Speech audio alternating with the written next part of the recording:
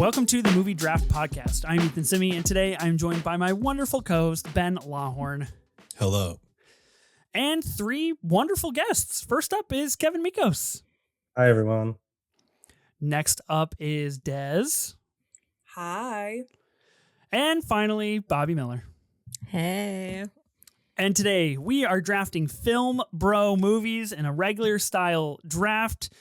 It was just brought to my attention before we pressed record. This is transpiring in Women's History Month, and I just want it to be known that was not intentional. Women can watch Film Bro movies too, as is constituted here on the show. Ben, what's up? We just got done mere minutes ago recording our Scream collaborative draft, Yes, which we did. will have existed in the world for 3 weeks by the time that this podcast comes out. How are you feeling about recording a doubleheader? I think eagle-eyed viewers will notice my Nev Campbell shirt stays on. So Right. I don't know that I'll get to represent her tonight, but I was happy to talk about her during our Scream draft. Yeah, it was a good conversation during the Scream draft. I don't know how people received that ranking. I feel like it wasn't too controversial, but we took a good beating to Scream 7, and I feel pretty good about that. Yeah. Kevin, first appearance on the pod since the Philip Seymour Hoffman collaborative draft. How you doing, man? How are you feeling about that list? I'm doing good. I don't know how I'm feeling about the list, but what I will say is I'm happy to be on a podcast competing against Des instead of collaborating with, because the energy just really threw me off. I'd rather be on with this dynamic, you know? Yeah. Mm-hmm. I would agree. I think everybody would probably agree to that. Speaking of Des, hi, welcome back to the pod. Someone who infamously or famously or notably tried to play the master at 13 on that very same Philip Seymour Hoffman collaborative draft. Who would do something like that? That is a masterpiece of a film. It should be number one. I don't know. Who would do That's what I'm that? asking. Who? Who are you? Who are you, a fucking owl? Well, you did do it. Kevin and I worked together. We got it up to number one. I feel good about that. But welcome back. Welcome back to the pod. How are you? Happy to be here. I'm happy to be back on a draft where I can play against the others. While I do love to be collaborative always, I really love being with my peers and just making group sound decisions. This is my bread and butter right here. Tell us more about that, though. About what? Being collaborative. Oh, famously. Right. Yeah. Right. Number one collaborator, Des, would want on a group project. And then Bobbi, welcome back. We are recording on the day that the results for the Jacob Elordi Margot Robbie auction draft came out. Now, I will say, I wrote up show notes yesterday, and I wrote in the doc, and I said, it was pretty unanimous that you crushed Jacob and I in that draft. Lo and behold, who won? Not you, but Jacob, unfortunately. I thought you were going to win. I want that to be known. I think you should have won. I think you had the best team. That's all I was trying to say. That was so kind of you, Ethan. Thank you. I just want to say to everyone out there, what the fuck? I thought I had a really great team. I thought I played very strategically. I did #rise above, getting 2 really solid picks stolen from me, and I still lost. And it's Women's History Month, Black History Month just ended, so it's kind of crazy that you guys did that to me, but it's okay. I'm so happy to be back. There's no blood on my hands for this. I want everybody to know this is completely listener decided, and I have no interest in this controlling stake. You should have won because you spent $315 on Birds of Prey. Yeah, and I don't regret that. Steal. I would have spent more. Yeah. Steal. I love it. Asteroid City, Babylon, Deepwater didn't pay off for me. Tough beat for me. Yeah, you swore Deepwater was gonna cinch it. I'm looking for the Affleck heads, We're out here somewhere. I don't know. Yeah, all 5 of you. Right. We'll probably talk about Ben Affleck tonight, would be my guest. Not a staple in the film bro genre, but he shows up from time to time. Definitely a bro to those who have watched Deepwater. Ben, speaking of film bro movies, that's what we're here to draft. That's what we're here to talk about in, I guess, a pseudo mega draft. I mean, there's 5 of us. It's going to be a lot of movies that we're going to talk about. Tell me, in your world, in your mind's eye, what constitutes a film bro movie? I think it's the stuff that like don't like saying that I like. I'm embarrassed to admit that I like these movies sometimes on some of these, just because of the I don't know, the film bro of them all. You know what I mean? Just like there's so much involved with it that's just, they're layered. I can't just like The Dark Knight, like, so now I'm a film bro kind of thing. Like I don't like that. It's unfortunate. I think that's gonna happen for a lot of these movies tonight. But yeah, I don't know. I'm a victim to the film bros for sure. So you would classify yourself as a film bro. I just want to get that on the record. Unfortunately, yeah. Like, okay. I really enjoy Tarantino movies. I don't know what to say. You know, like, it's a bummer objectively, but like, I just got to live my truth, unfortunately. Yeah. Kevin, what about you? Are you stepping into your truth that you're a film bro, or what is a film bro movie to you? I think the definition's gotten pretty wide now. Like, I don't even know if they have to be necessarily like hyper masculine or not center characters who are women, although those are definitely traits that you'll find in most of these movies. Yeah, I don't know. I think to me the biggest thing is that they like are a mix of popular and also that they are perceived to be really good by men who want to appear like intellectuals but don't actually want to use critical thinking or like read or do anything to actually like further what they're engaging with. Yeah. Feels like a little bit of Dark Knight slander, but nonetheless, I agree with you. Apply to any movie.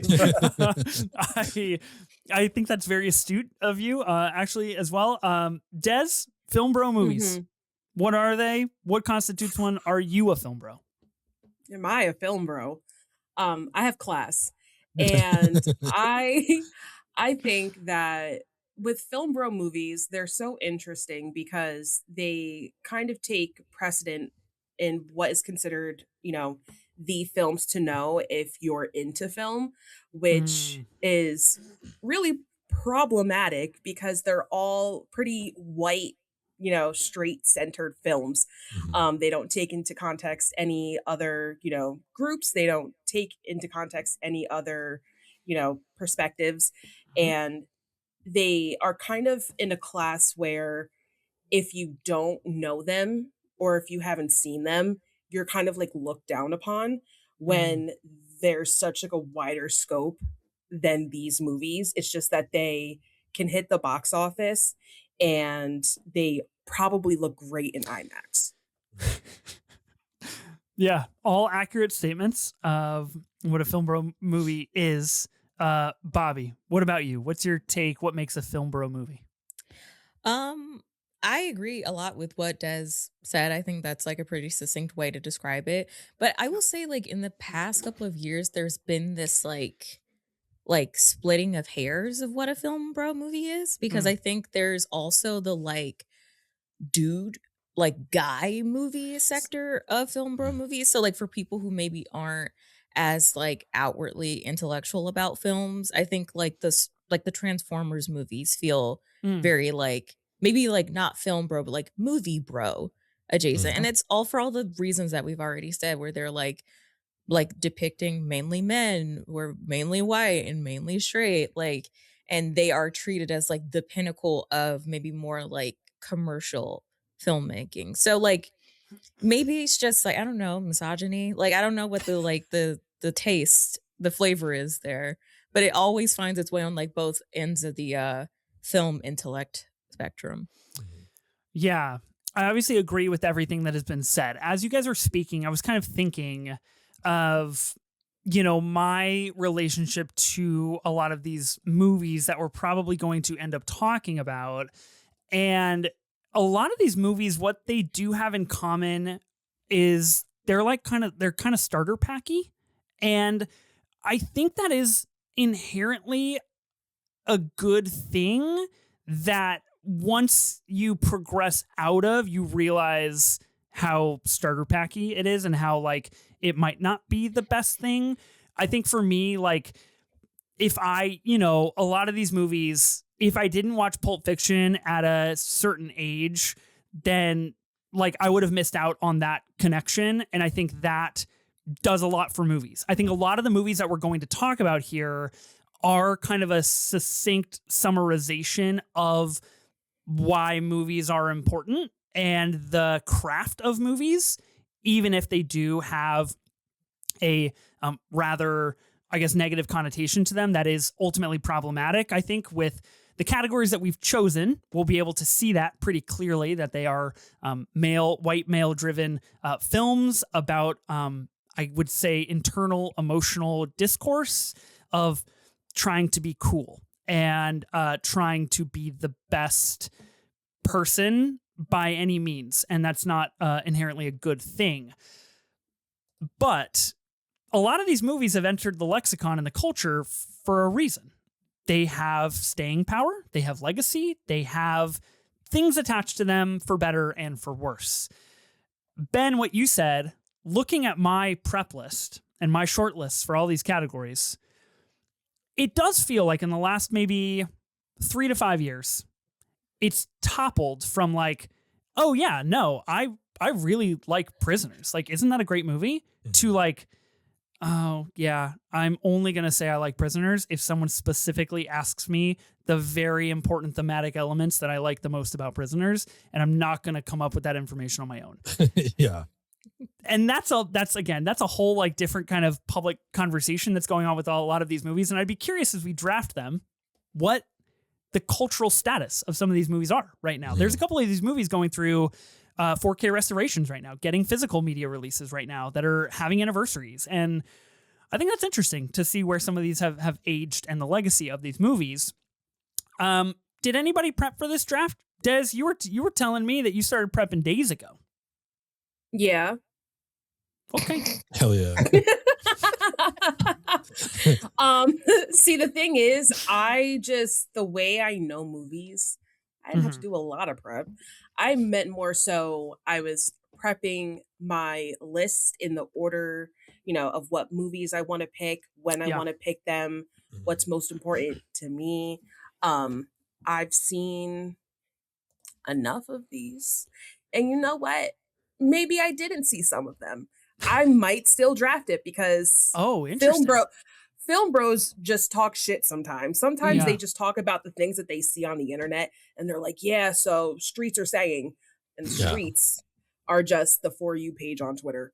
So yeah, maybe I'll embrace that tonight and pick the movies that I feel are the most film bro-y despite not consuming them myself. Maybe in TikTok parts.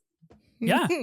I think it's a great strategy going into this draft. A sentiment I would agree with. A lot of movies that people talk about, but maybe don't use their brain for, as Kevin had mentioned previously. Anybody else do any prep work for this? Did anybody watch anything, rewatch anything for this? Did anybody feel like it was necessary? I did. Ooh. I'm not even going to hold you. This is an area of the cinema that I am not comfortable with. So I'm not even going to hold you. I don't know why I'm on this episode, but I did my best. I watched some stuff, and here we are. You are on this episode because you're a great friend, and I texted you, do you want to be on this episode? And you said yes. And really, ultimately, this is how I think I pitched it to you as Des is on this episode, and you're like, yeah, I'll be there. Okay, well then, yeah. So this is Des's fault. Right. There is another side. There's another side to this story, though, that I think brings a little, element of chaos to the draft. Someone not, maybe as astute with this realm of filmography could be interesting for the draft. Maybe you could steal things that other people want and you don't even know the value, I mean, well, here's the thing. I know the value, because these movies, I was a film minor. So, these movies I heard about even if I didn't want to. So I know, I know their sticker price, but do I care about them? That's the question. Right. That's what matters the most. Kevin, you said you didn't rewatch anything for this. I've been prepping for this my whole life. I mean, this is right. Right. Yeah. I don't know. I went to film school. I heard the same people talk about the same movies. I've seen all of them. Yep. Yeah. I'm with you. Ben, no prep. I've been busy in Woodsboro, the Sydney and Ghostface. Right. So yeah, I didn't prep for anything. So have I, brother. So have I. Brutal, just a brutal behind the scenes entry, doing a double recording on a Monday night, in which these episodes come out 3 weeks apart. There's just a lot of logistics going into this podcast on a daily basis. Okay.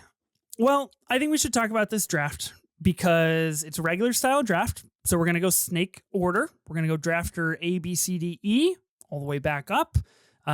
This will, since there's 5 of us, it'll have to be a Google form that people vote on. So a little bit of a wrinkle there, get all your bots and your burner accounts ready to log into Google. Can't just press the button on x.com anymore. Categories for this. Now, in order to be eligible for this draft, just has to fall into one of the categories that I think are pretty simple, pretty plain. So here are the categories. Normally we'll do something like drama, comedy, action, horror, what have you. We've got full film bro today in these categories. Christopher Nolan, Denis Villeneuve, Quentin Tarantino, David Fincher, Martin Scorsese, and Wildcard. That is the 5 horsemen of film bro-ness in the space, plus a wild card, which I think will be interesting to see. Does not have to be a movie from one of these filmmakers. Could be something else that you feel constitutes the idea of what a film bro movie is. How you're going to win this draft, I don't know. Follow your heart, follow your brain, try to get the most film bro movies. I'm not really sure. I have a hunch that people looking at the graphic will just be like, that's my favorite Fincher movie, and I'm going to vote for that one. Yeah. Mm-hmm. Could be I've wrong. been wondering about that myself. Like, am I just drafting the movies that I like, or am I trying to go full film bro here? Yeah. I still don't know. I guess we'll see where the picks end up. I think I'm trying to approach it, if I were to like program a film bro lineup at a rep theater. These are the movies that I would program. I like it. Kind of where I'm going with that. What would you program? Yet to be determined. Haven't written it down. Right. Unsure. Right. It'll come to me on the fly. It'll come to me. Do we have any questions, any logistics, anything else we got to talk about before we draft? I do. Okay. Of course. What if, hear me out. What if you let me and Bobby go first? Interesting. Right? No, not going to happen. Got it. What if you do like a weighted spinner where they get like two spots on the Put spin? their name on there Listen. twice. Yeah. Listen, Yeah. listeners. What if I told you I have Still goes last. $20 for you, Ethan? I got $20. Listeners will have known this for 3 weeks now, but Ben tried to play the same shit on the Scream Collaborative draft where he was like, I got spun first on the wheel, but you can choose the drafting spot. And even in my most confined space, most vulnerable with Ben talking about a franchise we love, I said, no. Didn't do Respect the spinner, brother. The rules are the rules, guys. What do you want me to tell you? You love I the want rules. you I to feel like the tell last, us that one first. Yeah, stickler. yeah, the last like Once- 5 times I've been on this podcast, I've like pitched a new rule, and Ethan is like, "We can't do that." Once we Like, I break just the annoy shit rules, out of you. it's anarchy. Once one of these rules goes to shit, it's chaos. That's right. It's not going to happen. It's not going to happen. That's crazy. $20 whole. I left on the Unless- table. I walked away. 20 American I dollars. walked away. Maybe 2027. Who knows? Unless we unionize. Yeah, I would never allow that. Hey. Not on this show. Oh, wow, union busting. Heard it here first, I people. like it. I like it. You got me. I'm pro union. I just want to put that out there. Just not on my show, okay? Not on this. Not in this house. Not after We I sh- put this. We should proceed with the draft at hand, so that way we can talk about movies, the things I'm actually knowledgeable about. Let's commence the Film Bro draft here on the Movie Draft Pod. Ben, would you do us the honors of the spinner, please? Let's do it. Okay. All right. All right. Everyone's there. Anybody hoping to go first? Is a first pick important? No, No, I don't Kevin is, want it. though. You No. don't want it. You I'm want the it. same. I No. don't want to go first. I don't want to go first. Too much pressure going first? Is that what this is? No, about? I want to be right smack in the middle. Really? Oh, Mm. Right. Oops, you want to? Okay, interesting. all right. Well, here we go. I really don't want the 4 spot. Why am I the only one that's green? Damn. Because that's your favorite color Marginalized. heart to use. It's true. Oh, it Wow, is. that's true. very true. That's actually, yeah. incredibly revealing, and I will absolutely cut that out of the pod. That's personal information that will not That's make it into the personal public stuff. space. You're gonna edit? Big time. Wow. It's a hard edit. Okay. I got Nice. picks first. Kevin got second Alright. here. Okay, this I really is hope Dez's. it's not me. This is Dez's. It's not gonna No! Yay! be Dez. Yay! Oh, I'm happy with that. That's fine. I would argue the 3 spot is like the most powerful in this Mhm. draft. In the draft of 5. Wow, Dez, look what Right, happens. right, Damn. right. But you Right. get the turn. You get the turn. Yeah, you double up. I wanted Fuck the turn. That's great. What are you talking about? That's Fuck the a lot of turn. people want the turn. If you want the turn so bad, let's switch spots.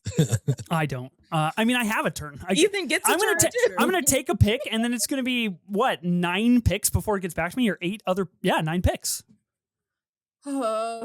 First pick in this draft is not what you want. So, okay, let's clarify for listeners who didn't see the spinner spin. I'm going first. Kevin, you're going to be drafter number 2. Bobby, you're drafter number 3, right in the middle. Ben, drafter 4, and Dez, you're going to be drafter 5 on the turn. Yeah. Okay. Okay. Let's proceed with the Film Bro draft here. I feel like there's a really, not a clear number 1, but a powerful number 1. Do you guys feel that? You feel that No. energy? Okay.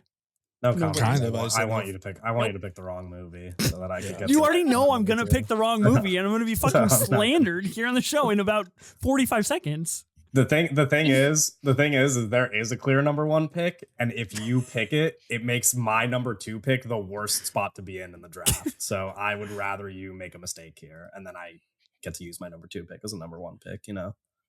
Yeah. guys- If you pick what I want to pick, I'm gonna pick a movie that I know you desperately want. It's gonna make you sick if I have it. Interesting. Damn. Interesting threat. Feels a little hollow, but that's okay. Is it? Is it a movie that like I personally want, or is it a film? Like, is it gonna succeed the Film Bro qualifications here? It is everything to you, and you know it means nothing to me. Hell yeah. No, that's great. Okay, so I'm between two. I feel like one of these picks is the Film Bro movie of the moment. And the other pick is kind of ground zero for Film Bro-ness. Mm. So I think I have to go in that direction. No. The way that my mind went completely blank, I have no idea what these 2 movies could be. I know exactly what you mean. Yeah, look, I'm going to hold to what Ben said. Unfortunately, a lot of these movies for me are like 4.5 and 5-star classics that have just like kind of shaped the way that I ingest cinema and the way that I see how films are made and the things that I have interest in. To that point, I will be picking 1994's Pulp Fiction as my first Oh. pick. Shocker to know. Great pick. All right. This is obviously going in my Yeah. Quentin Tarantino category here. This is the famed, ultra violent, ultra intense John Travolta, Samuel L. Jackson led movie about people overdosing and eating burgers and just trying to clean up their messes in the backs of their car, you know? Yeah, And rob fucking diners. master. Yeah. It's a good, solid. Yeah. Yeah. So yeah, I think, this movie kind of has all of the Film Bro strokes that I think are really important. Tarantino is obviously a key name in that arena. Pulp Fiction, I would argue, is his most hyper violent, especially for like the time in which it came out, who it stars, what it's about. And I think it does what Tarantino has obviously become very well known for, which is like breaking up the mode in which you tell a story and kind of doing it in a different fashion. Now, what I think is really interesting, the more that we talk about Tarantino, the more we can get into this, is pretty famously just lifts things from other movies and puts them in his movie and makes them really violent and really sexy and littered with profanity. and it works for a reason. People like it. I like it. But he's a thief, and he found a good way to succeed at that. Mm-hmm. Yeah, he's also the biggest loser out of all the directors on this list. Absolutely. 100% agree. Yeah. Good shout. Dork. You know, He's a total loser. the movie's he's an absolute loser. fine. I only want to comment on the quality of movies that I'm not drafting, but I rewatched I rewatched this movie like this past year because my girlfriend had never seen it, and I was like, oh, I mean, you got to watch it at some point. And then I rewatched it, and I was like, yeah, it's okay, it's fine. Yeah. But I have a real distaste for Tarantino's movies, so except for one movie that I hope I can draft. Oh, which one is it? No need to share that yet. Right. I think this isn't my favorite Tarantino, but I do think it is the most film bro of the movies that he has made. By far. Yeah. It's not your favorite? Ethan, I've been on like 3 podcasts with you where you've drafted this movie. Yeah. Really? Yeah. That's interesting. I am white and I am straight. So who would have thought this guy would draft Pulp Fiction? Please watch your mouth. Whoa, I'm just bringing up the facts. Well, I'm going to try and pull up my list. I'm going to try and pull up my Tarantino ranked. I know it's not number 1. I can tell you that. But I haven't ranked these in a while. And when we did a Tarantino collaborative draft, that was like episode number 2 or 3. Like it was really, really early in our podcast endeavor. 6th best movie according to Sophie Holsinger. This is correct. Yeah. Sophie's got taste. So. Incredible lore on this pod for sure. Geez, I can't figure it out. Too many lists. Too many. Honestly, way too many lists for this fucking pod. Yeah, tough beat. You'll have to come back. I do have my Noah Baumbach ranked list in case anybody's curious about that one. Who's that? I don't know why we would be. Okay. That's all I want to say about Pulp. Go ahead, Kevin. You got the number 2 pick. Can I ask, is that the movie that you were referring to as Ground Zero? Yeah, it was. Okay. Interesting. I'm going to draft the movie that I think is Ground Zero for Film Bros. And the obvious number 1 pick. I'll take in the David Fincher category, Fight Club. There it is. This is a movie about... gosh, I haven't seen this movie in so long. It's about an insomniac, and he meets a very handsome Brad Pitt, and instead of going to therapy, they start a fight club. That's like the plot of the movie, I guess. Mm-hmm.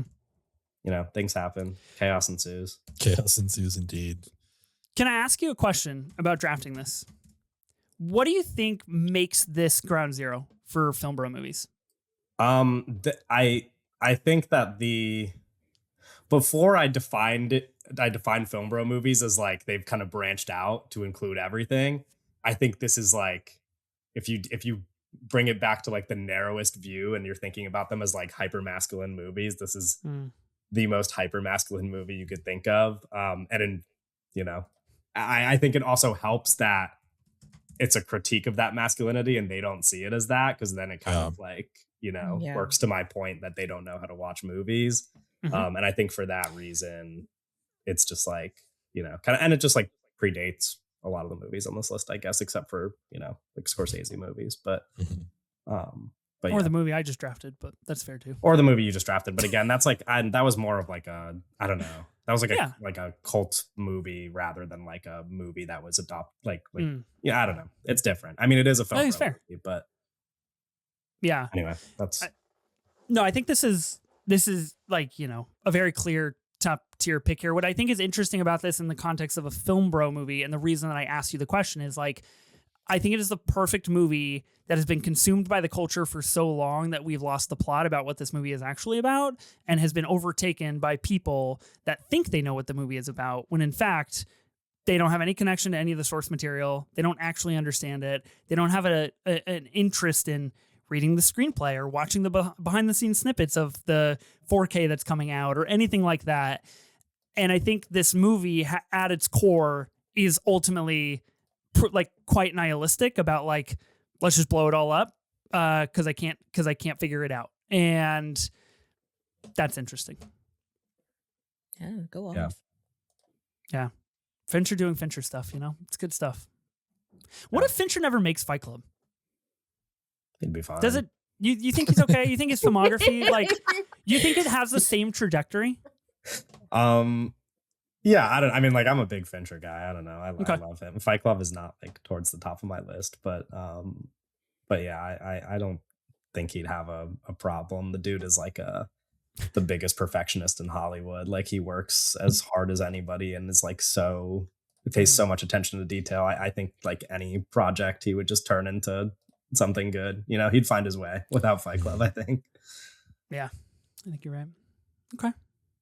Any other Fight Club thoughts? I think it's a great pick. I mean, like, literally inspired people to make fight clubs, which is kind of crazy. I don't know. Yeah. A lot of these other movies are going to have that kind of real world impact. So, yeah, I think it has to be up here. Arguably top 2 for performances by Meatloaf. Yeah, it's up there. Yeah, you love to see it. It's great stuff. Top 2. Certainly not 1. Yeah, pretty good stuff. Okay, cool. Bobby, I think you're up. Pressure. Okay. Yeah. I'm going to. Okay. Wait, hold on. Because first pick, unsure. No, it's not that. It's because I only have a couple. I have like one choice in like 2 categories. So I'm debating with myself on which one I should do first. Because there's one that I feel like could sneak away from me, but also could not. And then there's like one category where I truly don't have anything else that I know could go soon. Yeah. Okay. I might regret this. It's fine. I'm going to do my Denis Villeneuve pick. Okay. Yeah. Oh, interesting. This is a shallow category. And I will be taking Dune Part 1. Dune is a movie of which I cannot really tell you what it's about because I don't think I understand it very well. Takes place in space, something with spice. Yeah. So that's what I got on that. I have chosen this because they had Oscar Isaac butt naked in a scene, and I quite enjoyed that. And yeah, that's it. That's it. I would say, like, I think Denis Villeneuve is like a director who's definitely a blind spot for me. And I didn't particularly love Dune, not because it wasn't well made, but because that particular ilk of movie, not even that it's film bro-y, I think just that like type of like kind of space opera-y type of movie is just not totally my thing. So, but it looked really nice and was really well made, and shout out to Dune. So Hell yeah. that's it. Shout out Dune. Honestly think your reason for drafting Dune is better than either thing Kevin and I said. So congrats on that. Well, buckle up because all of my reasonings are going to be like that.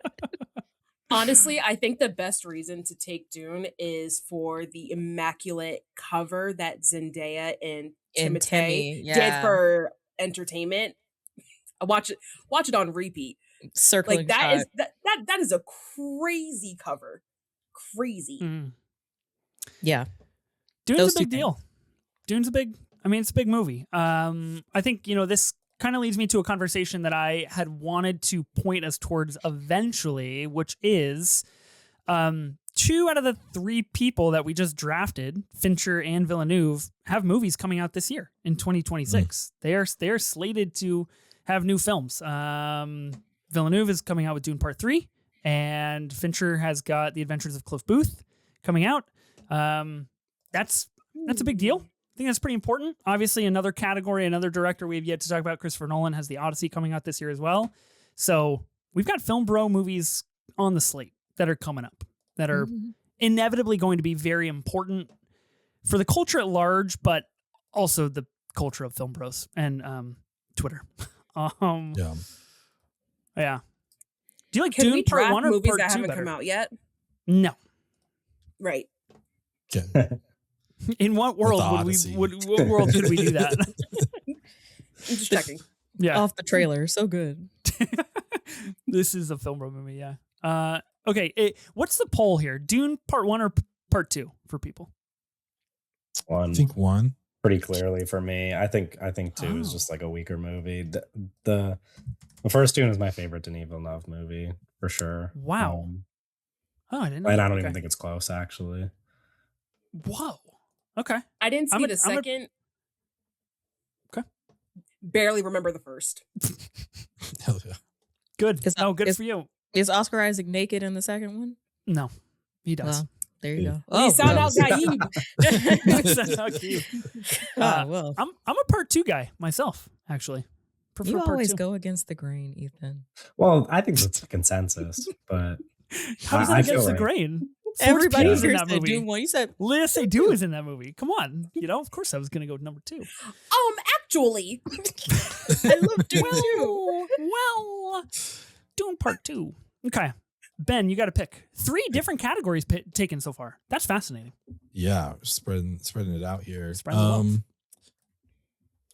I don't know really what to do here. I think my instinct is just to go with like what I feel is the next most film bro-y movie that I do like. So I'm just gonna do that.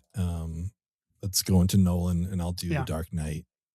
Okay. Feels pretty film bro-y, and I like the movie. Batman, Joker.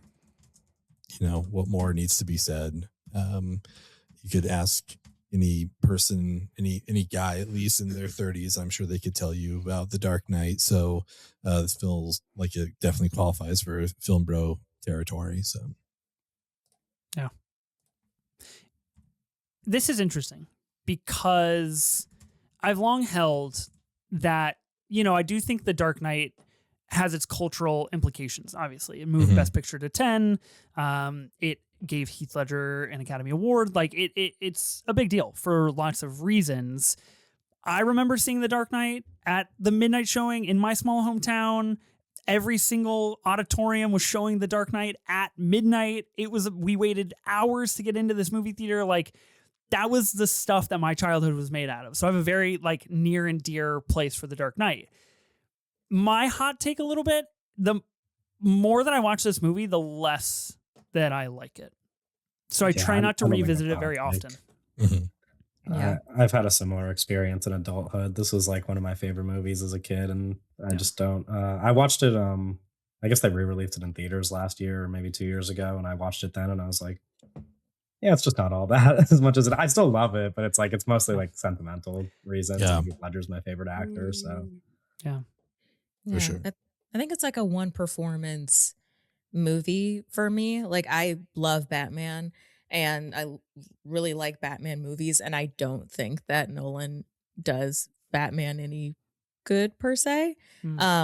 Because Bruce Wayne and Batman are very different in his universe. But there is some credence. I think he does the villains well. Like I think he depicts the rogues gallery well, and obviously like the Joker in this movie is like the reason why you watch this movie, but Mhm. everything around it, I was like, oh, I thought it would be more just because of like the connotation that it's had for so long, but it really is like you watch for Heath Ledger's Joker, and then that's kind of it. Mm. Yeah. For sure. I would agree. Not, Yeah, I've never seen it. Oh, you've never seen it? Mm-mm. I mean, that kind of checks out. You just watch some clips. Joker. No, exactly. Yeah, I mean, I would just watch the clip of the Joker going to the party. I think is like really kind of all you need. I mean, you could need just to do watch a out of this one. compilation of like all of Heath Ledger's scenes in the movie and just kind of enjoy it. Get the that way. gist. So, Yeah. I'll send you a scene pack. Thank you. I Yeah. like that. I like that clip where the guy is laying in the hospital bed and can't tell that it's the Joker in the nurse outfit. And I Yeah. think the Joker maybe like, I don't know. He's just like takes off- looking right at his face. He's Yeah. looking dead at him. He's like, ah! And I'm like, it was him the entire time. that was Yeah. yeah. It's really good stuff. I think a lot of capital A acting that doesn't really work in this movie, specifically from Aaron Eckhart and Maggie Gyllenhaal. Interesting, two people that kind of got market corrected after this movie for a lot of roles in other IP franchises, but nonetheless, okay. The Dark Knight off the board. 4 categories now taken. Yeah. Des, you have 2 picks. I do. I think the first one I'm gonna do is. It doesn't really matter, I suppose. I'm gonna do Kill Bill: The Whole Bloody Affair for Tarantino. Well, so this is interesting. Yeah. Let me pose the question. I'm not trying to be that guy. I'm not trying to be a stickler. The Whole Bloody Affair. Yeah. Are we going by Tarantino standard? This is why I think Tarantino's an absolute fucking loser. Is because this movie came out as 2 movies. This is why. And well, this among many other things. Mm-hmm. Are we drafting The Whole Bloody Affair? Or are we drafting volume 1 and 2? It's what I just picked. If we're doing 5 movies in each category, Tarantino has at least 5 movies that fit this criteria. I don't think that it's that big of a deal, unless people disagree. But I feel like it doesn't matter. Okay, I'm cool with it. I don't really know what's the like what why was it a point of contention from you, Ethan? Well, did you wanted a piece of it? No, it's not necessarily that I wanted a piece of it. I just think it's an interesting part because this did come out as a 2-part movie, and then this past year in 2025 was finally released as The Whole Bloody Affair, the way Tarantino intended it. There was a lot of marketing around that. It did like a 70mm exposition and has yet to see a physical media release, has yet to see a home video release. Kind of exists in this nether space currently. It had a full release in like 2006. Oh, did it? Yeah. Oh, okay. So this was just like a restoration of that then. It just hasn't been shown like since then, but it's like not commonly shown as that, but gotcha. It was shown. Oh, okay. Oh, interesting. Yeah, okay. So The Whole Bloody Affair did premiere at Cannes in 2004 and played at the New Bev in 2011. Lionsgate just finally released it in 2025. Yeah. Fascinating. Okay. More you know. Yeah. Approved. It's like The Witch all over again. It really it's really crazy stuff that happens here. Do you want to speak on The Whole Bloody Affair? Did you see The Whole Bloody Affair when it came back out? Of course I saw The Whole Bloody Affair. We tried to see it together. And you couldn't make it. I know. The tickets were sold out. I was really bummed. I would have really loved to gone down to the Hollywood Theater. Let's just have a good moment, Ethan. Come on. You always want to play. Like, you can't just have a good moment. But Kill Bill: The Whole Bloody Affair takes volumes 1 and 2 of Beatrix Kiddo's story of revenge of these groups of assassins that she was working with that wound up trying to kill her. So she exacts revenge on them because they tried to kill her at her wedding, pregnant. She was down bad. But out of that we got Pussy Wagon. That was pretty cool. I do love the whole scene with oh my god, why am I looking at her name right now? But Lucy Liu. That is probably one of my favorite scenes. Diva. Yes, I love the chapter with Elle and I. Daryl Hannah is incredible. Bud, I love when Beatrix tries to, well, she does, but escapes the coffin. It's just it is an incredible movie that he steals a lot of other. He steals from a lot of other things like Lady Snowblood. But it is Uma Thurman does do her thing. Mm-hmm. Seeing The Whole Bloody Affair really made me appreciate kind of like the final 30 minutes of volume 2, where you basically get Bill and the bride and they have their big monologue moment. I think I didn't really appreciate that in its entirety before. And after seeing The Whole Bloody Affair and getting to live all of that kind of compressed really made a lot more of that work for me. The Whole Bloody Affair is just super fucking cool. Like, that's kind of the film bro take on it. Yeah, I think the thing is, Kill Bill Volume 1 was definitely shown way more than Volume 2, and sometimes not even, next to each other, a little double feature moment. So if you're watching it, completely separately, it doesn't have like the same zhush that you would when you're doing The Whole Bloody Affair. Yeah. Agreed. Yeah. pretty fun theatrical experience. Because like when I went and saw it without you, unfortunately, Right. it was great because it's like 4.5 hours long. So it's like everybody there is like, I'm here to spend the next 5 hours in the cinema. It's awesome. Yeah. And it's like just truly like a great shared experience. That was pretty fun. Yeah. You know what? Maybe it is good that we didn't see it together, because I can't imagine sitting next to you for 4.5 hours. Damn. Well, we're 45 minutes into this pod. We've got about 4 hours to go. Let's see if we can make it happen. Let's really stretch this one out, guys. Let's do it. Okay. Des, you have another pick. Mhm. I do. I'm gonna have to take the big dog. Scorsese, Wolf of Wall Street. You're coming home with me. Great pick. Did Yeah, you this is the pick. think that was gonna make it back to you, Ethan? No, 'Cause it absolutely not. I just never gonna happen. didn't want it to go to you, quite frankly. Right. So Wolf of Wall Street, Jordan Belfort, I almost just said something not appropriate. But he's selling pens, he's scamming, he's taking quaaludes, he's snorting cocaine out of places you would have never thought to snort it. Shout out Rob Reiner, R.I.P. Jeez. Shout out Jonah Hill, Margot Robbie, especially that one scene. I know y'all talked about it in in the Jacob E. Lordy Margot Robbie draft, but let's talk about it again. The nanny cam. Hello. Did something.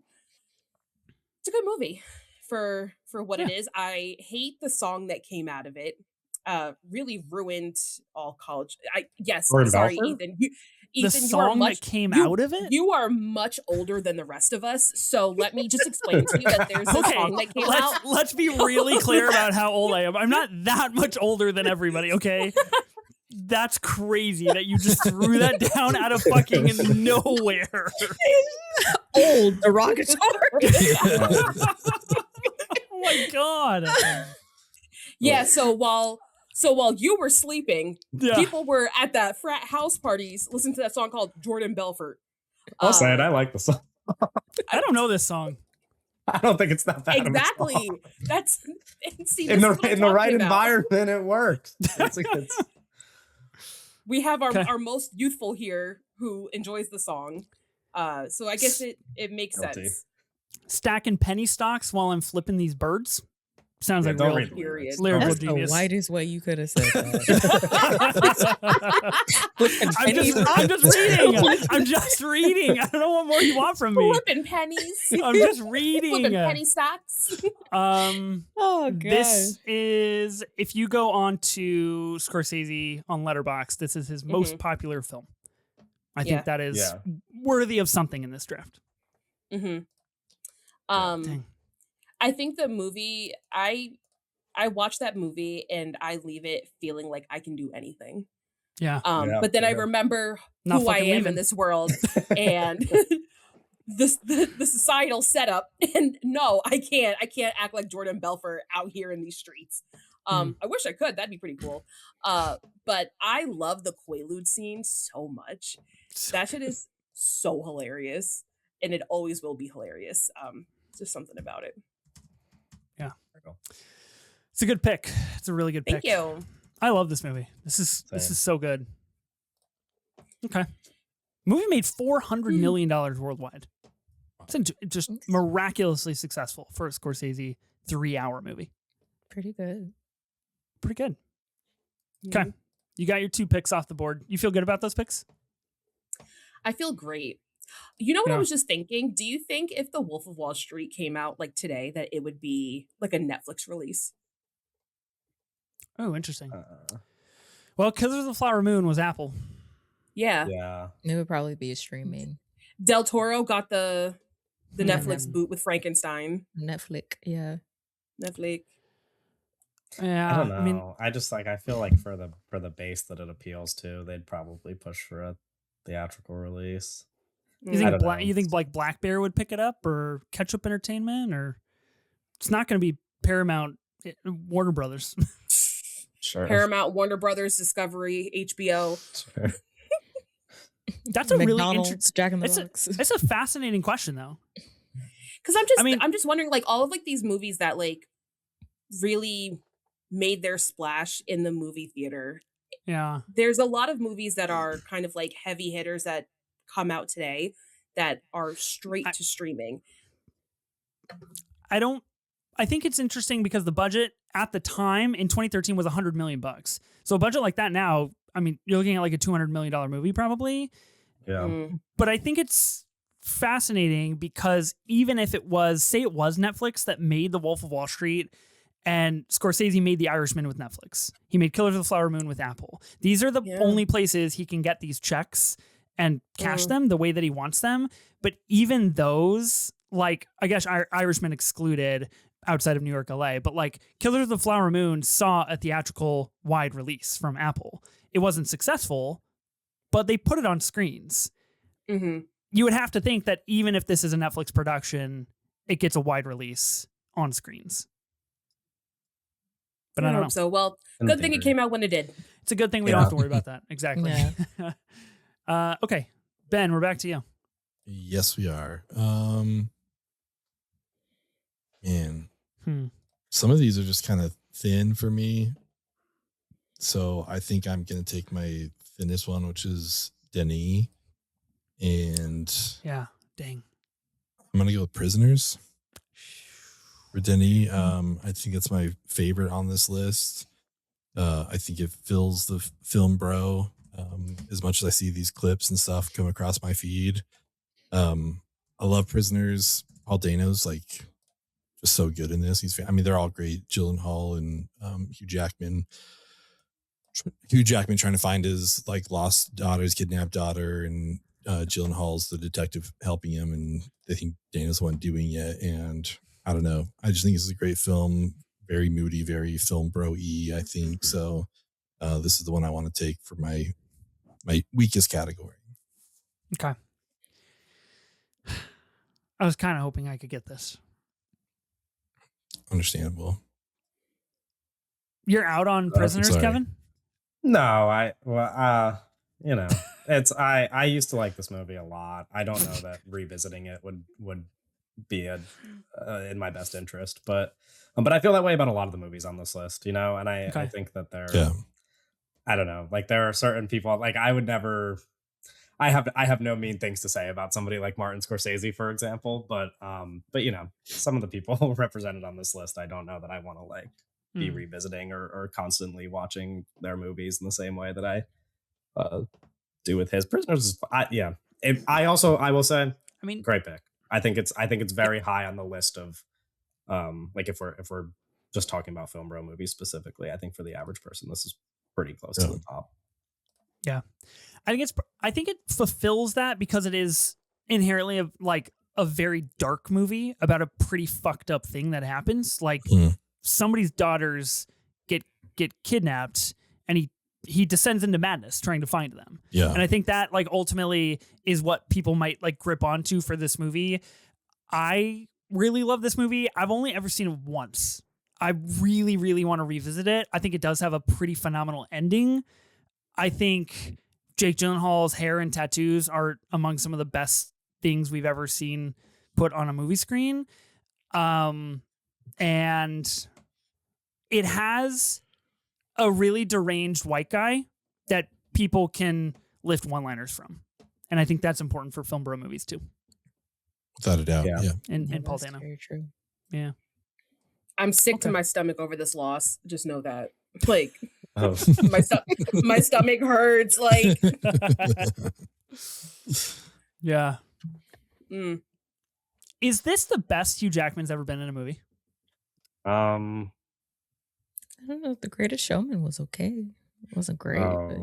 I haven't revisited that since it came out. He just wants to sing and dance, guys. Come on. Just a theater kid at heart. Yeah. I think we should remake Prisoners, but it should be a musical. what is wrong with you? You like you're just saying stuff now. Like you just playing. You just said he wants to sing and dance. I'm just trying to give him best of both worlds. We need song about finding his daughter. We need more film bro movies out here. I mean, he's really good in Les Mis. I think he's quite good in Les Mis. Yeah, I haven't seen that, He- but I'd guess Lincoln or Logan. Sorry, not Lincoln. Logan, Way yeah. different movie. Yeah, Logan. That's a good Oh. shout on Logan. Yeah, like that. I just think like Wolverine in general is Yeah. just like, but I don't know. I mean, not like Deadpool and Wolverine, but you know, His most Wolverine popular and- movie on his Letterboxd. Wolverine in other movies, I think is probably takes the top spot. I think he's his best in movie 43. Yeah, or that, or that. Yeah, it's important work. Mm-hmm. Okay, Prisoners off the board, going to bed. Bobby, you got to pick. Man, Denise getting slim. 2 picks Ugh. off. God. Shit. Okay.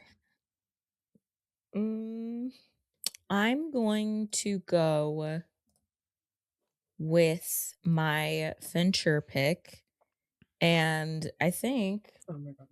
Don't do it. I can. buckle up. I think this is the only one of these movies that I actually own because I really love it. I'm going to go for 7. Oh, Great pick. Nice. That's a great pick. I leave the other one for you guys to fight over. You're welcome. Wait. But what? no, sorry. Go ahead. Oh, okay. No, but 7 has it's Brad Pitt, Morgan Freeman, I'm pretty sure. And they're detectives solving crimes that are, and each crime is based off of one of the 7 deadly sins. It ends with a really iconic line, "What's in the box?" And I love 7 because it is the mother of the Batman, which is a really great movie. So, yeah. The first time I saw this movie was in the Chinese theater in LA at the TCM Film Festival, and Fincher was there, and he did a Q&A. It was Oh, great. nice. Wow, that's, so cool. Mhm. That's so cool. This movie just recently saw a 4K release, long-awaited 4K release this past January. I revisited it for our Brad Pitt auction draft we did a while back. This movie's really good. This movie's it's just really, really, really good. I love a The neo revisit, noir. the revisit also, like, I think for a lot of these movies, my opinion is that I don't want to revisit them or they get worse when I go back to them. This is one of the few movies where like they did that 4K re-release and I saw it in theaters and it was like watching the movie for the first time again. And I was like, this movie is way better than I used to think it was. Like way better.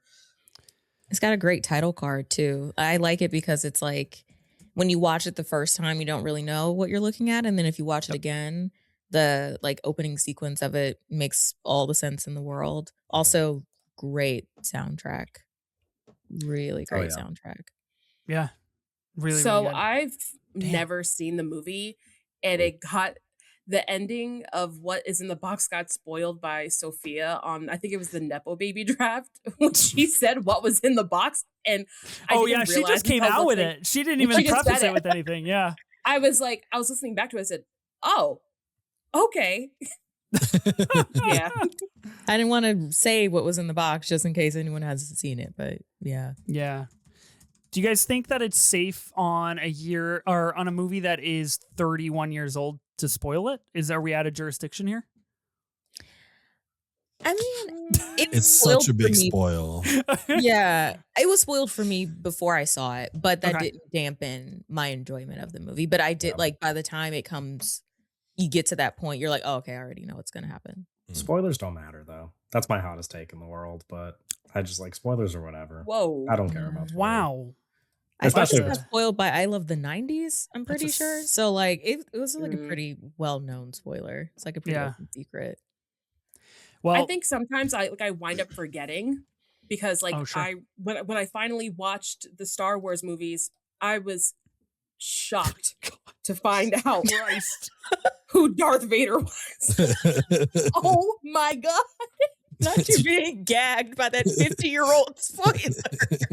I'll have to send you the screenshot of my text to Claire. But I was like, what? Wow. That's who his father is. That's Yeah. amazing. It's amazing Really to funny. see the legacy of that movie still holding power over people. I think that's so funny. that's important. We talked about this on our Scream episode, but when Harrison Ford gave his speech at SAG and they played his clip package, my 7-year-old when Han Solo came on screen, because we're working our way through The Force Awakens like 20 minutes at a time recently, and she's like, that's Han Solo, that's the guy. And I was like, yeah, incredible stuff, changing lives. I cried through that whole speech, by the way. I just cried the entire time. I love Harrison Ford. Astounding. It was astounding. One thing I want to call out about the last 3 picks, The Wolf of Wall Street, white guy saying a very iconic line. You could pick many. I'm Not Fucking Leaving is probably the easiest one to pick out of that. Prisoners, a little bit less so. No More Fucking Riddles, from Hugh Jackman to Paul Dano. Pretty close. 7, What's in the Box, right? This is kind of what I mentioned earlier. They all have these iconic one-liners that stick around and create a legacy of these movies.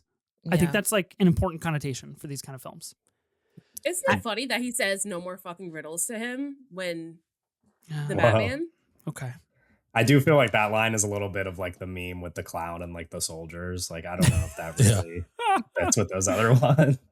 I don't know what that means. I'm proud of us. You never seen the like odd one out meme where it's like a lineup of like soldiers and there's like a clown in the middle. Like one of these doesn't belong.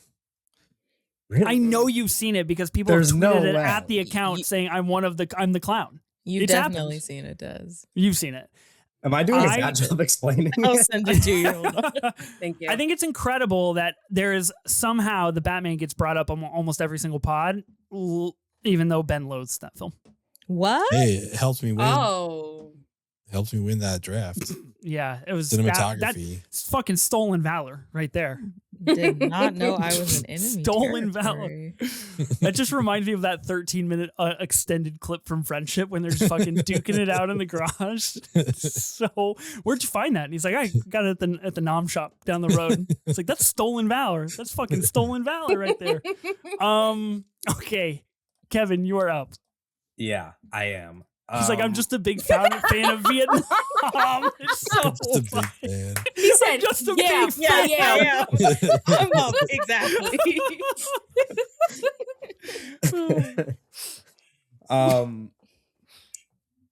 You made me forget what I was gonna pick. I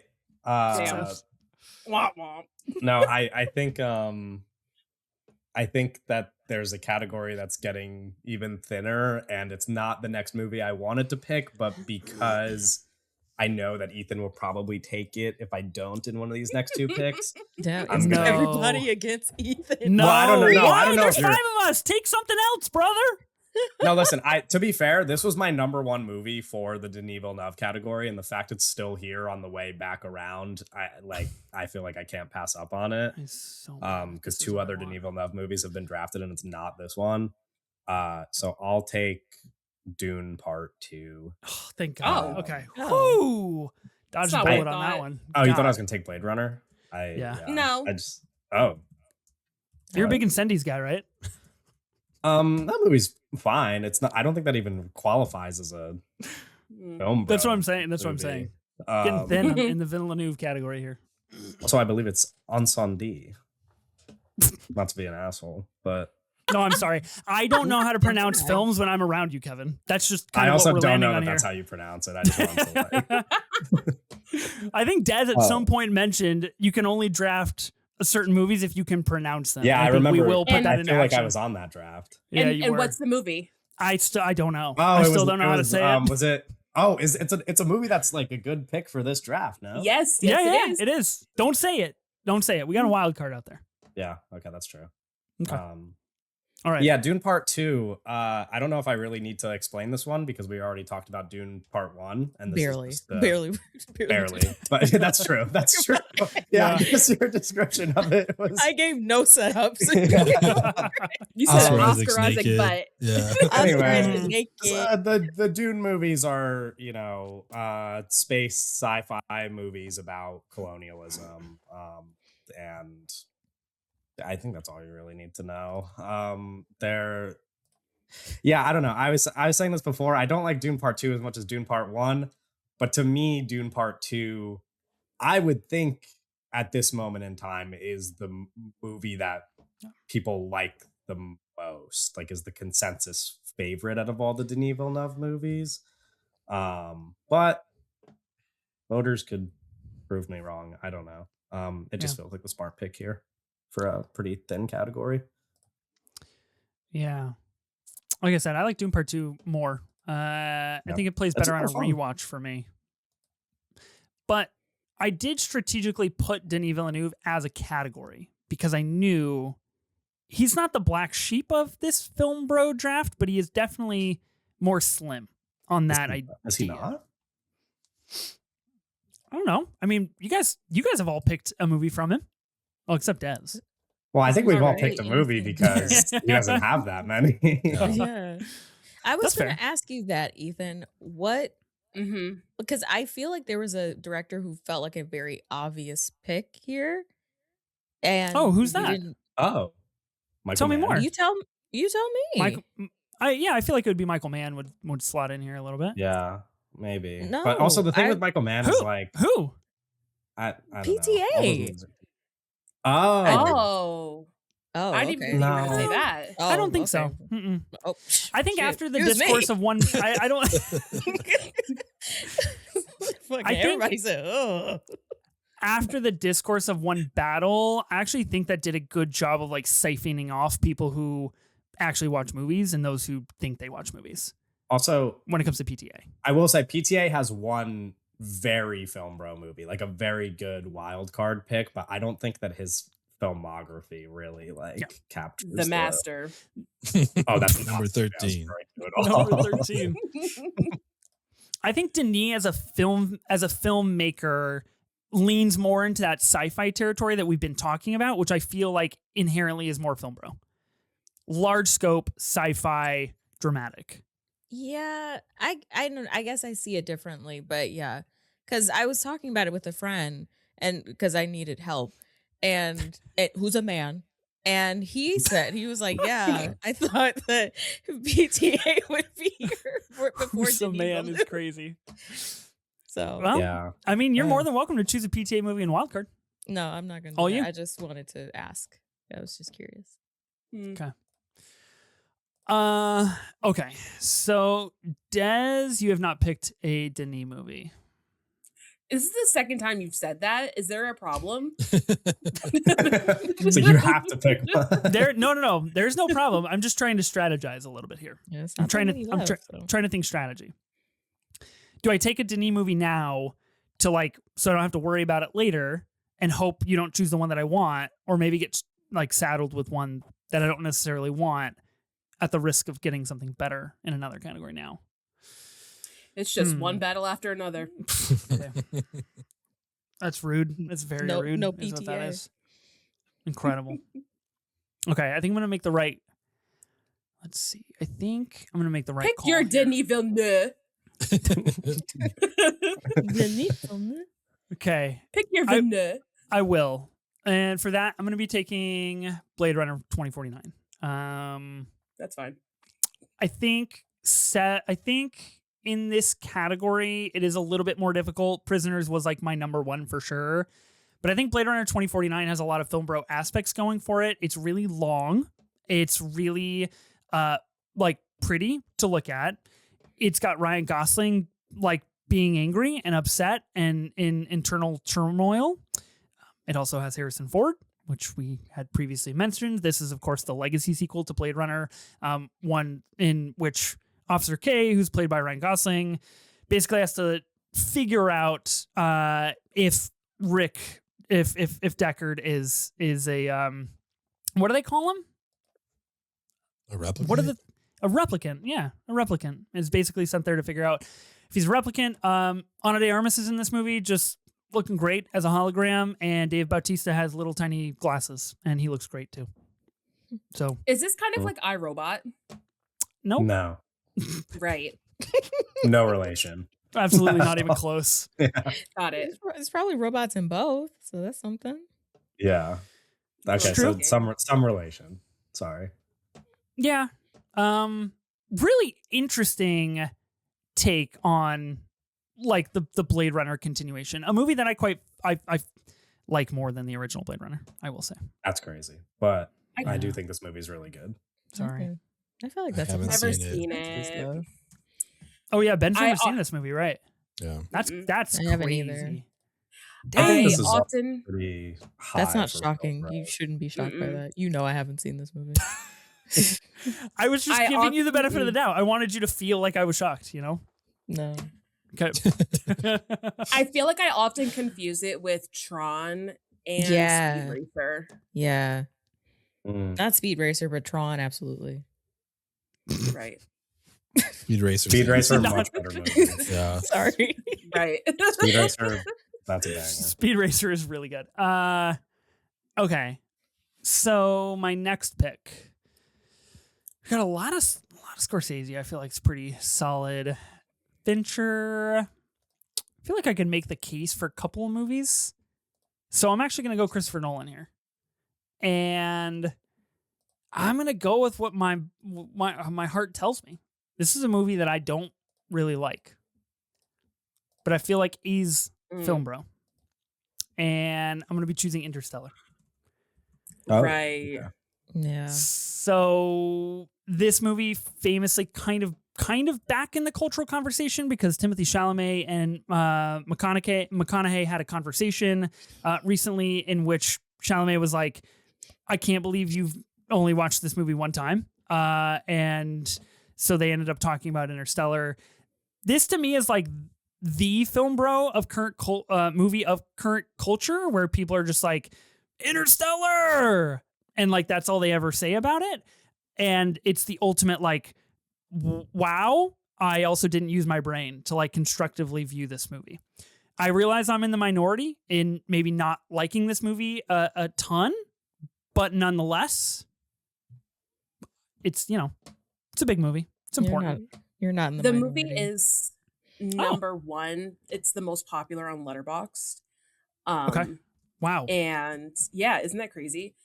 I saw it for the first time last year in IMAX when it had its anniversary release. Okay. And What'd you think? I loved it. The thing is though, I didn't know what it was about going in. And famously so. That's how I usually go into movies. I sit down and I go to see it with Clara, and I turn to Clara and I'm like, I'm so excited to find out what this movie's about. Clara Mhm. looks at me like this. You don't know. And I didn't have enough tissues to pick up all of the tears that have left my face. Great movie. Yeah. Yeah. This one's a tearjerker. I'm happy for you. It is a Thank tearjerker. you. I think it's really effective. I do think it's like quite emotional, especially for someone like me who cares so much about movies that deal with like the passing of time and like the loss of relationships. This movie has that at its core. I've said before, I'll say again, I still think it suffers from the ultimate Christopher Nolan sin, which is over explaining what he did that was so cool. And this movie doesn't need the last 20 minutes, in my opinion. It really downgrades it for me. Yeah. Ben likes this movie though. Fuck off. It's insane. This movie's not good. Yeah. This is stolen valor on your part, Ethan. Just like me and the Batman. Stolen valor. Hey man, if it helps me win a draft, that's all that matters. Damn. Enemy That's territory for real. That's hilarious. Sorry, Bobby, I wish I could back you up. You don't like this movie either, Bobby. I don't. I have gone on the record of, and I think I've said it on this podcast, like I respect Nolan. We just do not speak the same cinematic language. Interesting, yeah. And there is no translator. Like his films are always pain points for me. I want to like them. I just never can get myself on board with it. Interstellar, I think I saw for the first time in high school in physics class. Okay. And I don't know why. And then I tried it again and just didn't quite Didn't take. did not take it all with me. Okay. Is this is a Christopher Nolan thing with you? So like, are you excited for the Odyssey? No. Okay. I mean, like I'll go see it. The costumes are something. I will go see it for the cultural moment of it, but Yeah. am I like when a new Nolan is coming out, I'm not as jazzed as like everyone else is. But I respect Beautiful it. gowns. Yeah, like I think he similar It's fair. similar in some way, not totally, to like James Cameron and sometimes like Wes Anderson. It's a lot of like style over substance for me Okay. with their films, and so I think that's what it is. Yeah, I think that's fair. Ben, I don't think we should go to LA anymore. Bobby's talked me down. That's fair. Let's not travel to go see the Odyssey. We'll return our tickets. Yeah, I think that's the right move. Ethan, If Bobby's not I think excited, I it's- can't be excited. Ethan, I Sure. think it's so funny that you wouldn't pick your boy John David Washington Tenet. Okay, let me clear a couple of things in the air. Not my boy. Mhm. I just like Tenet. Right. Also, not really film broy. It's doesn't qualify for this draft in my earnest opinion. Right. Yeah, I agree. Too much brain power. Boys don't think. I don't know if that's necessarily like why I would say it. I just think like I think the movie is not well liked enough to even like fit among like Tenet's like a more divisive movie. I don't think it's like, I don't know. Once you watch the movie more than once, you realize like actually this is not that hard to understand. But I think it's just like, I don't know, like all the rest of the Nolan movies are like some of the most liked movies imaginable. Tenet's not really like in that bracket. I stand by that Tenet is a 5-star masterpiece. I saw it on the re-release and it's like incredible. But I do think you hit on a good point, Kevin, where it's like pretty much everything we've drafted so far universally liked to some extent, lesser or more, and many have a very positive cultural legacy. Yeah, I think it's like a key characteristic here, which is why I wouldn't draft Tenet. I think Tenet's Nolan's second best movie, but I wouldn't even consider picking it. Kevin, you're a real one. Okay. Thanks. Well, you have a pick now. Yeah, I don't know what to do with it. Because for Tarantino, there's like one movie that I like way more than the rest, and I'm scared that might get taken. But I just feel like there are way more like film bro movies that are still left on the list that I would be dumb to not take. So maybe I'll just kind of fight for scraps with Tarantino since I don't really care that much about him anyway. The problem with Scorsese is that there's like too many of these movies are good. Yeah. And so I'm going to be like upset at not getting all the ones that I don't draft. Like, you know what I mean? That's why I was like, I almost want to leave it, but I'm just going to take Scorsese instead because I think it's like the most film bro-y of the Scorsese movies. And I'm going to draft Taxi Driver. Yeah. This is the right pick. Makes sense. Taxi Driver, a movie about another insomniac. This is my second movie about a man who's an insomniac and hurts everybody around him. He's like an insomniac and a loner, and he's a New York taxi cab driver, and then he I don't know, he just like causes chaos on the streets of New York. He's just a bad dude. I don't know how else to describe the movie. Yeah.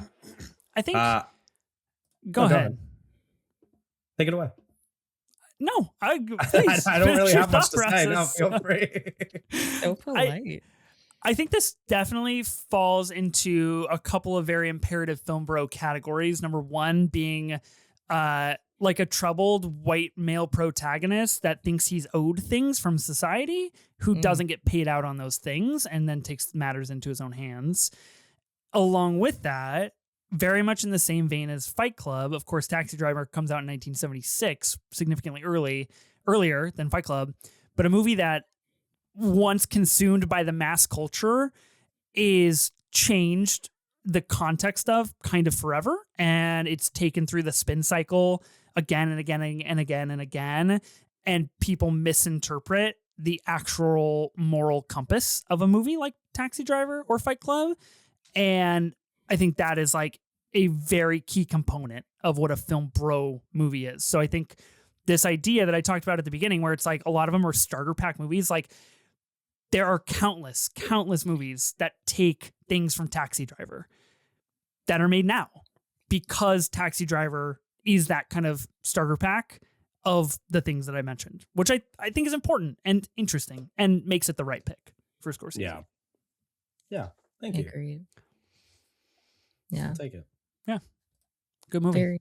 Very good. Yeah. Okay. Cool. Taxi Driver off the board. Bobby. Oh shit. Okay. I'm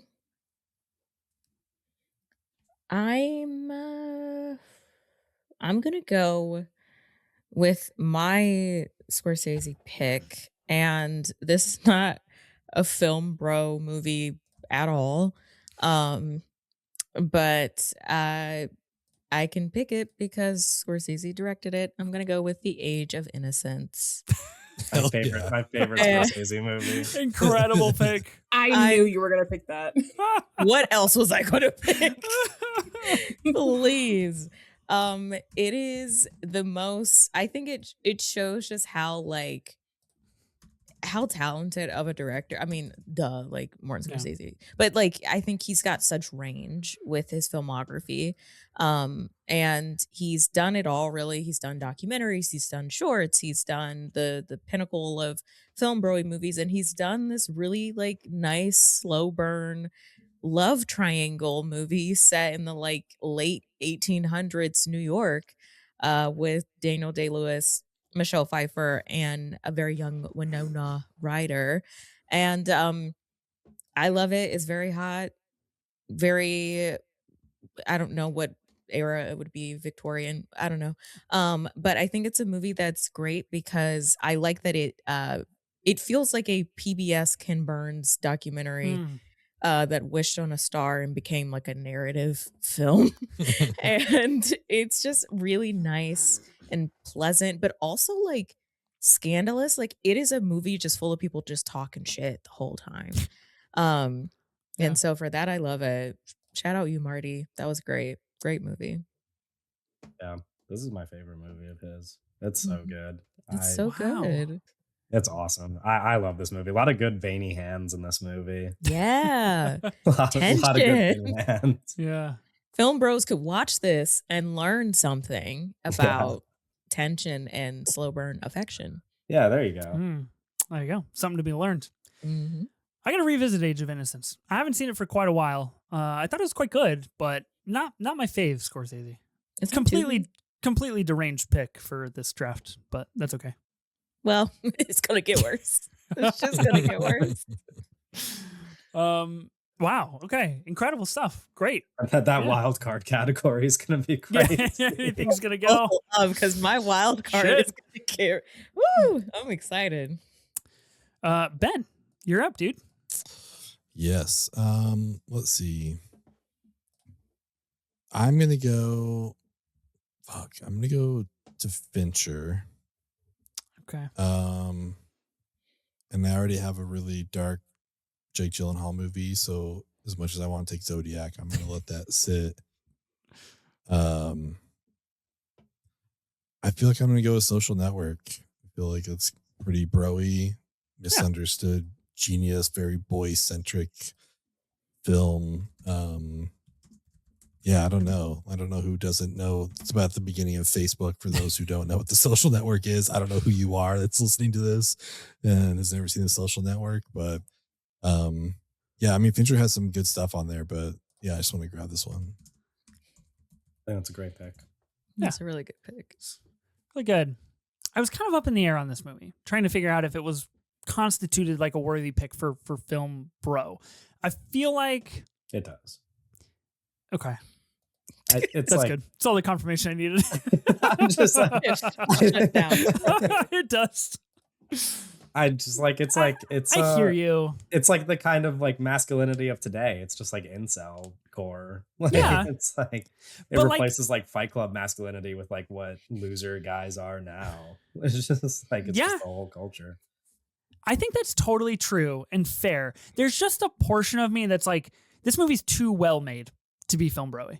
Like we you could talk say as like that a culture of like how good this movie is technically, and that like lumps it outside of that a little bit for me. Where are we all at on The Social Reckoning, the follow up to this film? Oh, thank you. Aaron Sorkin directing. Come on. No, I forgot that was happening. Like, for Okay, but what? let me read you the cast: Mikey Madison, Jeremy Allen White, Jeremy Strong, Wunmi Mosaku, Billy Magnuson, Oh, One But me. Still got Aaron No. Sorkin directing, so Yeah, and writing it. I'm yeah. with you guys. Yeah, I'm with you. Guys. Oh, and right. and Okay. writing. Yeah. Oh, he wouldn't. I would. direct the movie, though. I would be He'd more write. excited if Sorkin wasn't directing and just writing. Yeah. Yeah, that's how we feel about any movie that he makes. Yeah. It's It's like true. It's true. he did- what if Yeah. him and Emerald Fennell linked up And just who did what? the one thing? Yeah, and who did what? That's the question. Who did? How do you split this? Who's doing what? If I want to have fun, Emerald's going to be writing, Right. Aaron's going to be directing. That might be And the that's worst movie it. ever made. Absolutely. It's like that meme. I just made some bullshit. I just made some bullshit. That's what it is. That's crazy. Okay, Social Network off the board. Good call, Ben. I thought that Des, would go earlier. Yeah. a little late, third rounder. Kind of surprised. Kind of surprised. Des, you have 2 picks. I do. I think I'm gonna go Nolan. I'm gonna go Inception. Mm. Nice. Good Okay. choice. That's a good one. Can you speak on this Yeah. for a second? Do you like Um, Inception? Yeah, it's cool. Hell yeah. Yeah. Wrap it up. That's good. That's good. On to the next pick.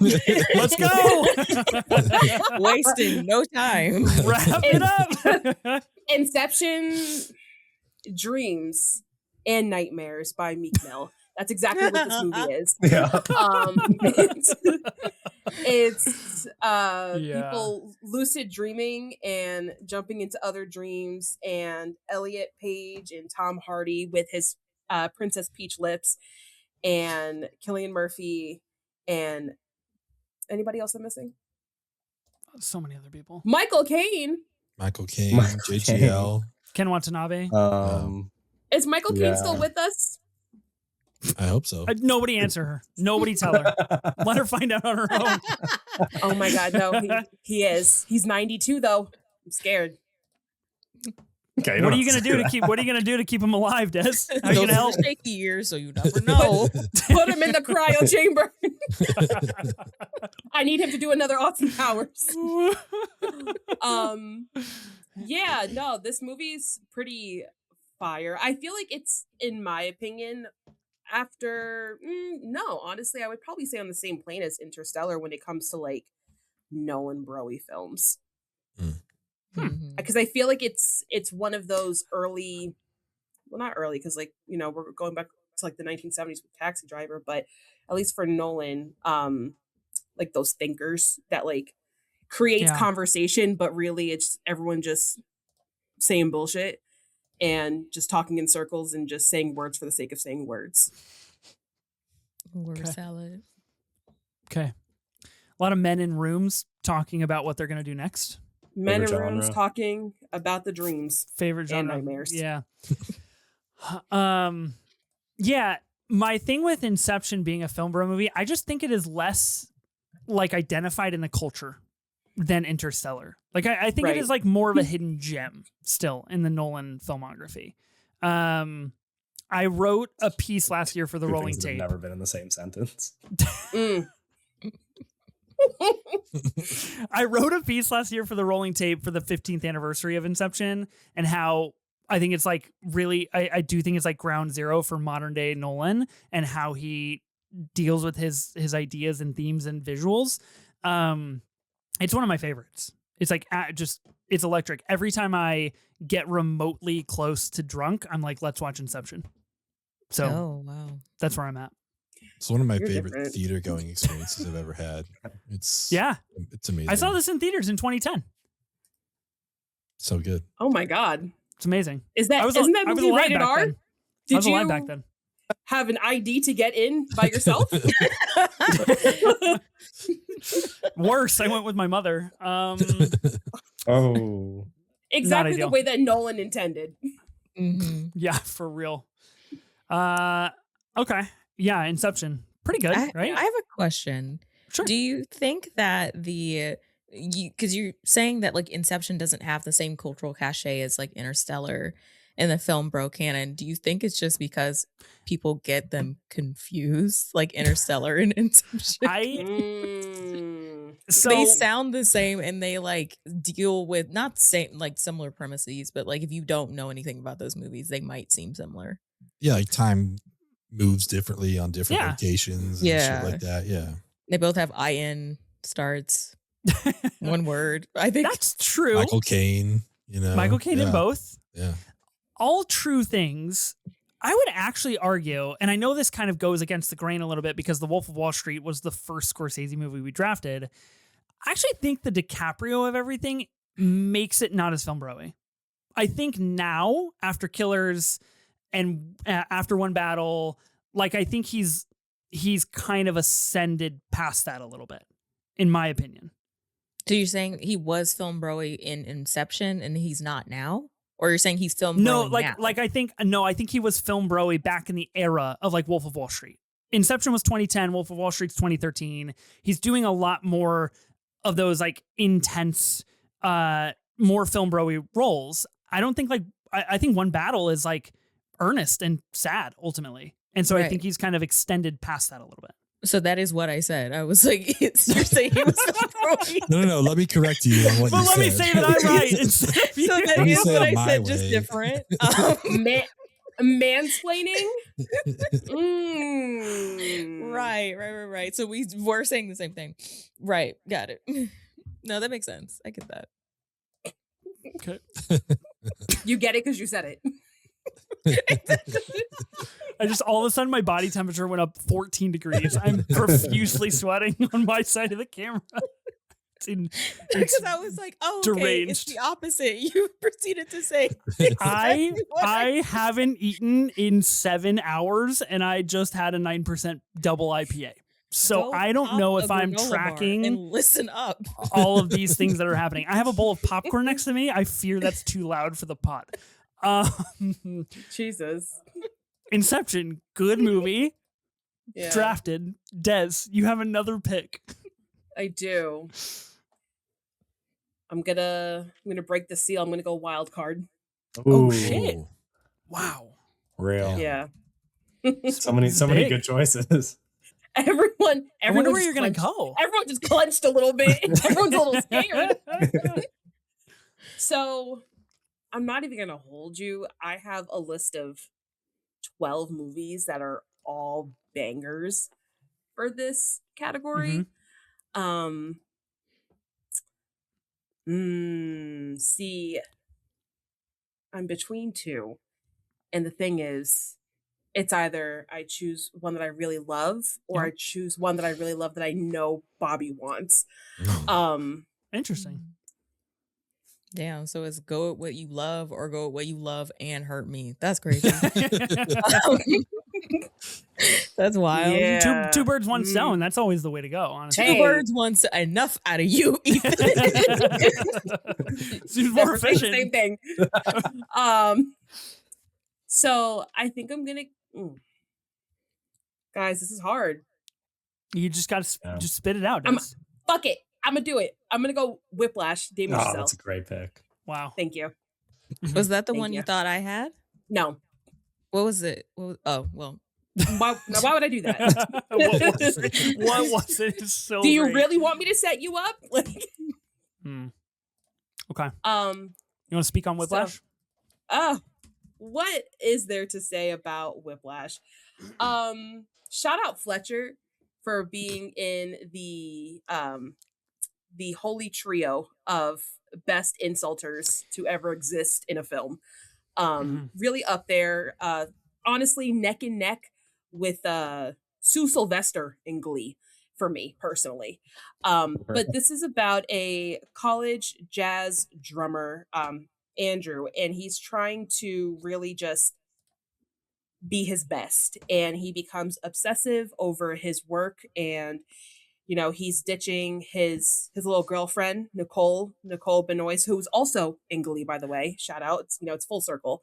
But the movie's so intense and it's so anxious and it's so clenched butthole and it's so blood, sweat, and tears. And I just love the movie. The last 10-15 minutes when they're doing Caravan, yeah, that's my shit. Yeah. This is such like a film bro movie because, in my opinion, of the tension that is in the movie, that because it feels so, and this could lead to another movie that someone's probably going to wind up picking for wild card, the tension of this movie and the anxiety that builds throughout the movie, it just feels like we're centering men. Well, honestly, yeah, throughout the entire movie, because there's only one woman and she's completely disregarded. Yeah. It's the ultimate white guy in the center who is just like, I don't have time for you. I have to drum. Which, I think important in the film bro canon. Yeah. All over his drum set. Like it's great. It's a thank you. I don't know. I don't care how film bro, I love that movie. Yeah. Incredible movie. Good pick. Thank you. That's a good pick. Most notably did not make it onto our Sundance collaborative draft. Instead, Zola went at number 3. Whiplash probably should have been there. Right, Ben? We feel pretty good about that. As the one who played Zola, no, I think Zola was perfect. Yeah, so do I. So this is interesting. This episode is going to come out on March 24th. We will have had our Academy Award winners for 9 days at this point in time. So I could be incredibly outdated in stating this, but I think it's important, at least as a stamp in time for where we're at. SAG happened last night. Sean Penn wins for SAG. Will most likely win a 3rd Academy Award on Sunday, March 15th. That's the way things are trending. The reason I bring this up, and again, he could have lost. I don't know what reality this pod is living in. The reason I bring this up, J.K. Simmons wins for playing Fletcher in this role. Mm-hmm. Kind of a terrible degenerate of a human being. Best supporting actor usually sees a trend in that direction for guys who were assholes and do it pretty well. So, this movie won 3 Academy Awards. Big deal. But now, hey, if we're going to follow this, I thought Whiplash should have won Best Picture that year, but instead that stupid-ass Birdman movie won, which I still won't watch this day because I'm completely against it for the fact that Whiplash didn't win. If we're going to follow that same trajectory with Sean Penn winning that means Sinners will be winning Best Picture. So, sure. Well, that's fascinating. Whatever world we're living in that listeners are hearing this in, they already know, and we don't. So anything could have happened. Crazy world. Okay, Whiplash, really good wildcard pick. Thank you. Back up the board to Ben. I think just due to the size of his library, this person has the most film bro options with Scorsese. But I'm gonna go with, I guess, the one that I enjoy the most, and that's Goodfellas. This feels pretty entry level film bro. Like, oh, did you see the opening sequence in the kitchen, or just like all that kind of shit. Like, I think people, if you tell them you haven't seen this, it really gets the reaction like, you haven't seen Goodfellas. So this is one of those, again, like kind of starter pack. You gotta, if you're gonna be a film bro, this is there at the beginning of your film career. So yeah, Goodfellas. I mean, it's a great movie. It's just, I don't know. There's a lot of discourse, I guess, a lot of film bros talking sound. Yeah. Not the last time we'll talk about De Niro, Pesci, maybe somebody else in that line of work that's doing good work in Goodfellas. Little teaser for what's coming in April. We'll just put that out there. I thought you meant tonight, and I thought you were hinting that you were going to pick The Irishman. I was like, what the fuck are you doing? Maybe I will. Maybe I will. That's what I thought you were talking about. Like, no. If anybody would draft The Irishman, it would be me. Yeah. You know this. Yeah. It's not out of the realm of possibility for sure. Yeah, The Irishman, the famed film broiest bro of them all. 3.5 hour de-aged masterpiece. Des, Bobby, have you guys seen Goodfellas? Yes. I would like to. Like, it's a movie that I am interested in, I will say. Okay. So there's not like, you're not pulling a Des. There's no like disdain towards this for no reason whatsoever. Ooh. What is your problem? I like Birdman. That's the problem. Right. Not more than Whiplash, but I mean, yeah. No, yeah. I do want to see it just because I want to make I want to continue to work my way through Scorsese's filmography. But it is a movie, like, I will say the most film bro-y thing about me is that I do love a crime movie. A crime thriller, a neo-noir. Yeah. I'm gonna eat it up. So Have you seen Heat? me? Mm-hmm. Mm. Oh, Okay, but we just continue on. I don't know what kind of mind games that you're trying to play here, Des. Goodfellas was picked. I felt like I was a pawn for a second in something else. I don't know what that was. You got outsourced, yeah, for a second. Okay, Bobby, you do have a pick now. Right. No other thoughts on Goodfellas, right? We can move on. movie. We're good. Mm-hmm. Okay. Let me ask this. Okay, so for one of my picks, one of these directors co-directed a movie. Does that count? Oh. Oh, this is fascinating.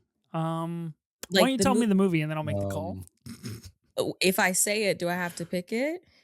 No, I'll let you put it out into the world without solidifying. But if I don't choose it, you can't steal it. I don't think you would. But I don't think anybody ever said that. That's once you put it out. If you don't take it, it's up there. Well, I will describe it. I'm not going to just tell you outright. Okay. Basically, the movie is like I don't know what the equivalent of a triptych is for a 4-part story, but it's like a collection of 4 short stories that do all go together. And each short is directed by someone else. I think you could take it. Okay. I think I know what you're talking about. I think you Yeah. could take that if you wanted to. Mm-hmm. Okay. Well, I'm gonna go with it. I'm gonna go. I'm gonna go with 4 Rooms, and it was directed by Allison Anders, Alexander, Robert Rodriguez, and Quentin Tarantino. Alexander Rockwell. Yes. And this is a movie that takes place on New Year's Eve in this hotel, and we follow a guy named Ted, who is a bellhop, and it's his first night. And it, I will say, starts off really strong with Allison Anders' part. I think that has the best story, and of course, it ends on the lowest of low notes with Tarantino, who insisted on starring in his portion of the film. Right.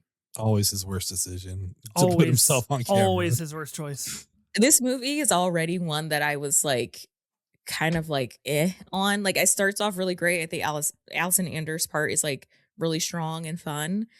And then as we go further into it, I kind of got less and less interested in it. But then when Tarantino shows that mug comes around looking the way that he does, and then it's like it's the least interesting part of this whole thing. But I had to pick a Tarantino pick, and so here we are. I think that's a fascinating choice.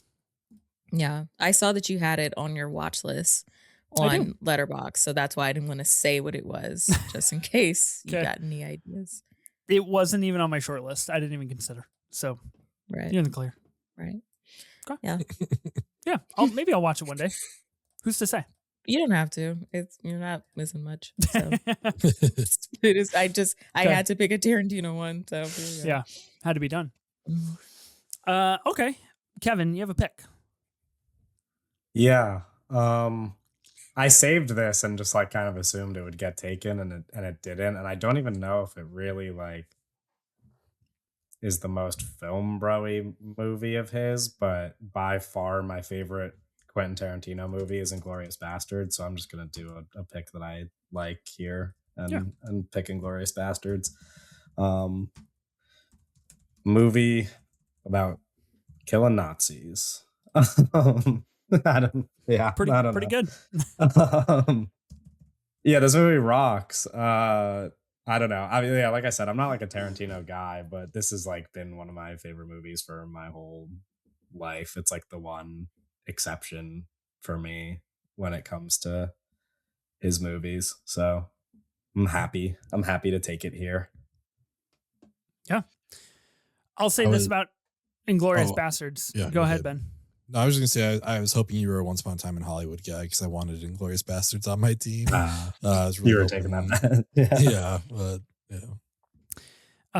Obviously, longtime listeners of the pod know this is one of Sophie's favorites. Talked about this a lot in the Sophie era. A favorite of this podcast, of course. I love this movie. Think it's quite fantastic. My dad has been getting more into watching movies as of late. Not a movie guy, but he's been exploring some movies. Recently watched Michael Clayton, watched a couple of other big dad movies, and he just texted me out of the blue a couple of weeks ago. Watched Inglourious Bastards this weekend. ...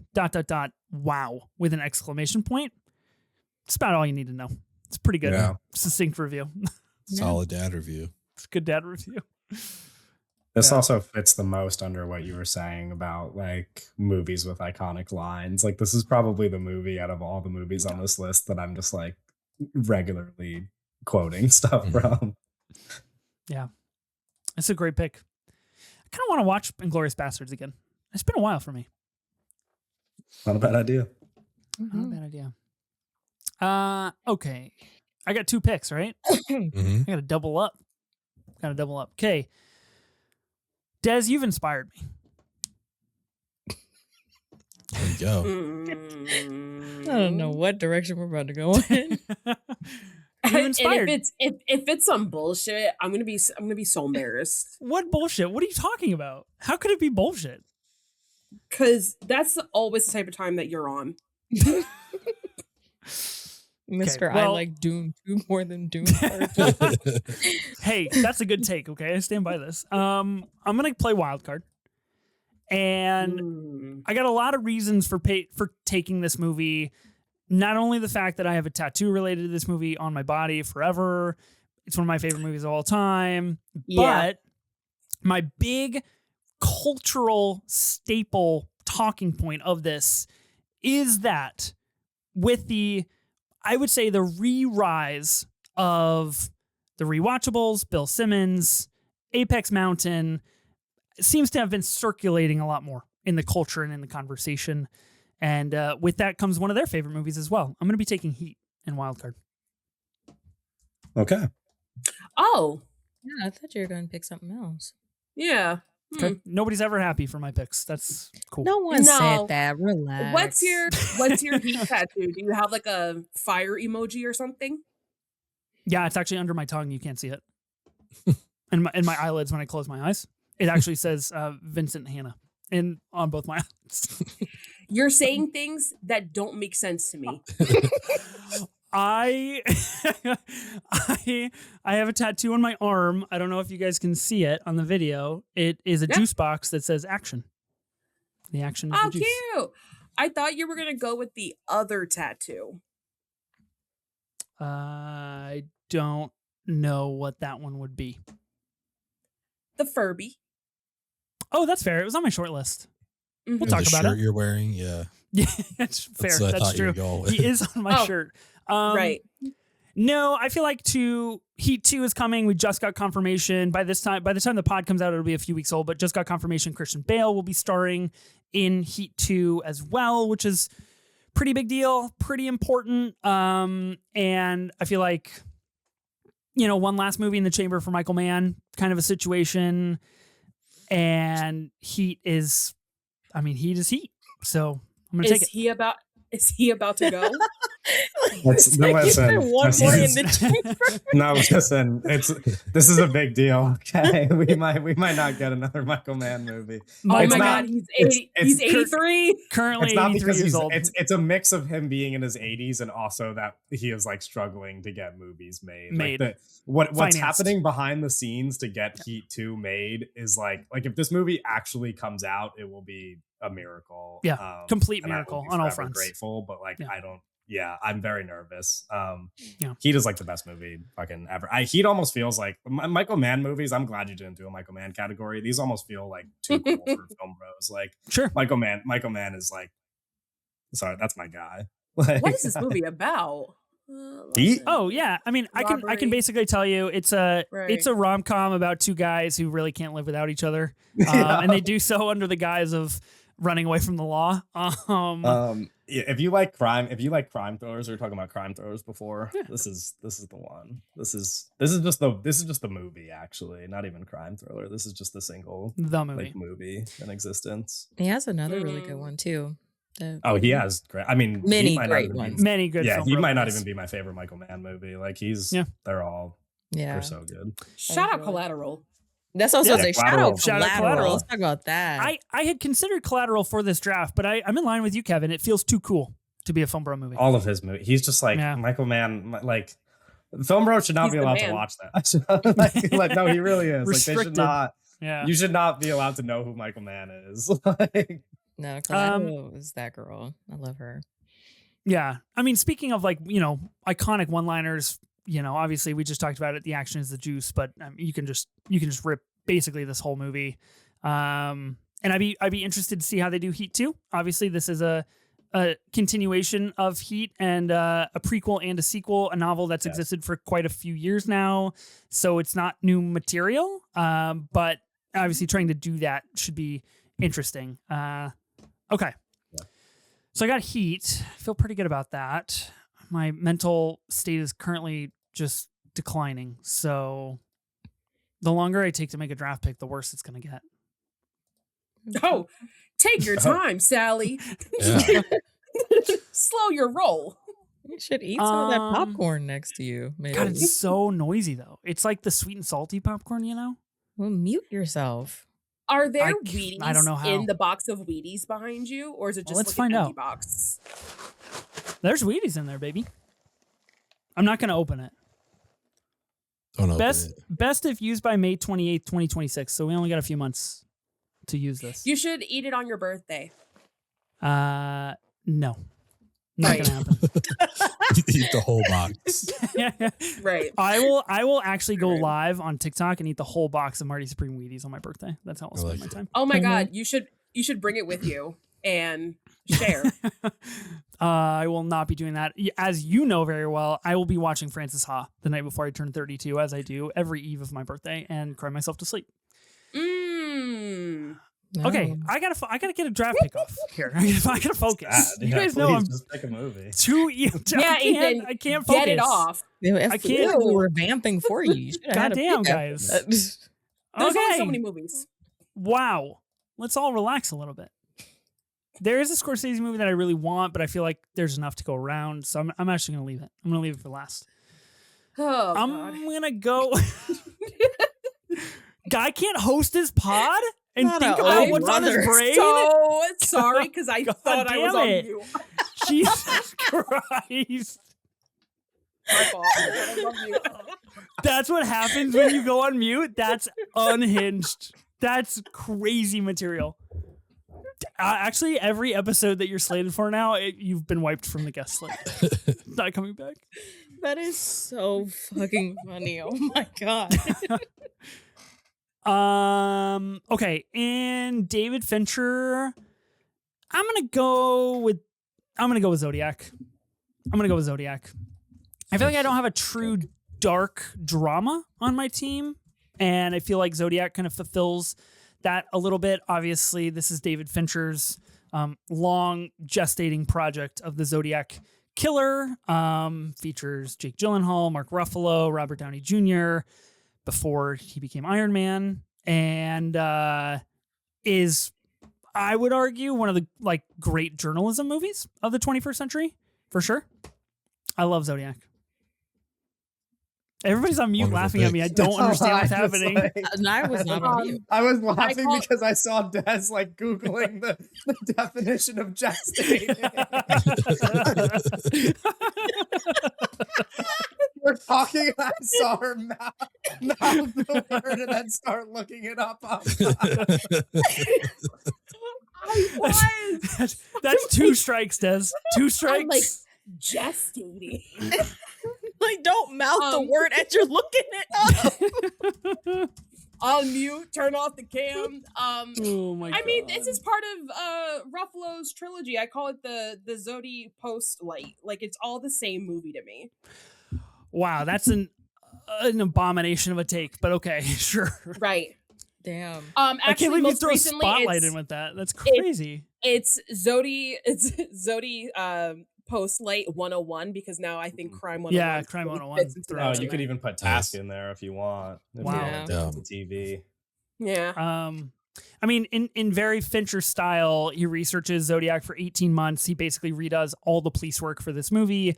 115-day shoot. He flies in trees to California to make the opening sequence. Like, it's Fincher doing Fincher things. And I feel like it's a pretty good film bro movie for that reason, right? Like, door to door, I've walked it. Like, it again, like, it has those moments where you're like, oh, this is really good. Solid pick. Yeah. Okay. Where's Zodiac in your Fincher rankings, Ben? Pretty high up there. I was Pretty just high? looking at my list. Yeah. Nice. Love to see it. Never seen it. We found a movie you like, Ben. That's incredible. Found something. Never seen it, Des. Mm-mm. I actually don't think you'd like Zodiac. Oh. Yeah. Ethan, you famously don't know my taste, and I'm days long agitated about that, by the way. Days long. What? It has I'm been just- days. I can't. I'm just control being a Bye. friend. By the time that this episode comes out, this episode of you being on my podcast would be Right. out, and you drove me up a wall with saying that, you don't know my taste. We don't share anything, similarity wise, with movies, and we do. But You yet- literally asked me to be on your show. I was just obliging the You begged. invite. Don't recall. Kevin has another pick. We got to get moving on this draft. We got to move through this. Right. Don't worry, I've got my pick queued up. Well, Shut that down. I'm going wild card. Okay.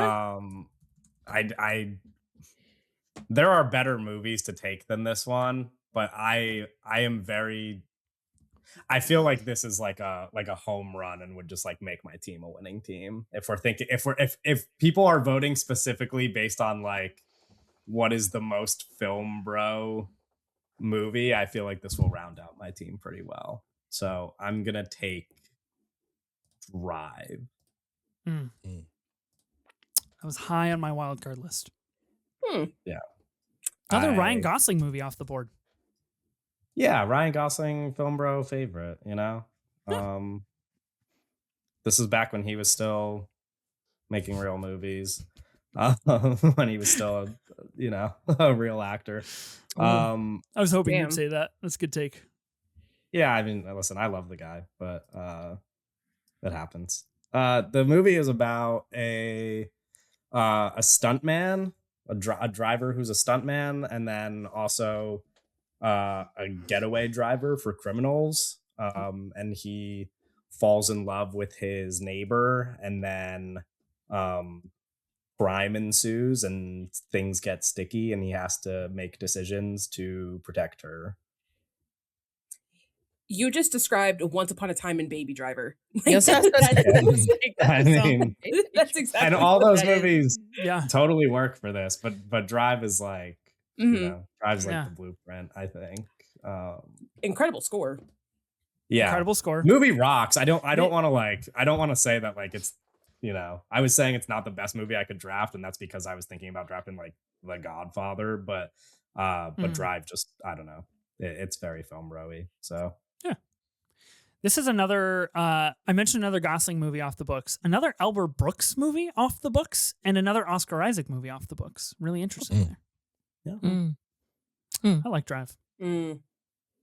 I haven't rewatched Drive since I've gotten like into movies in the way that we all are now. I remember I haven't seen watching this Drive movie since I was initially. 14 years old, but I'm drafting it anyway.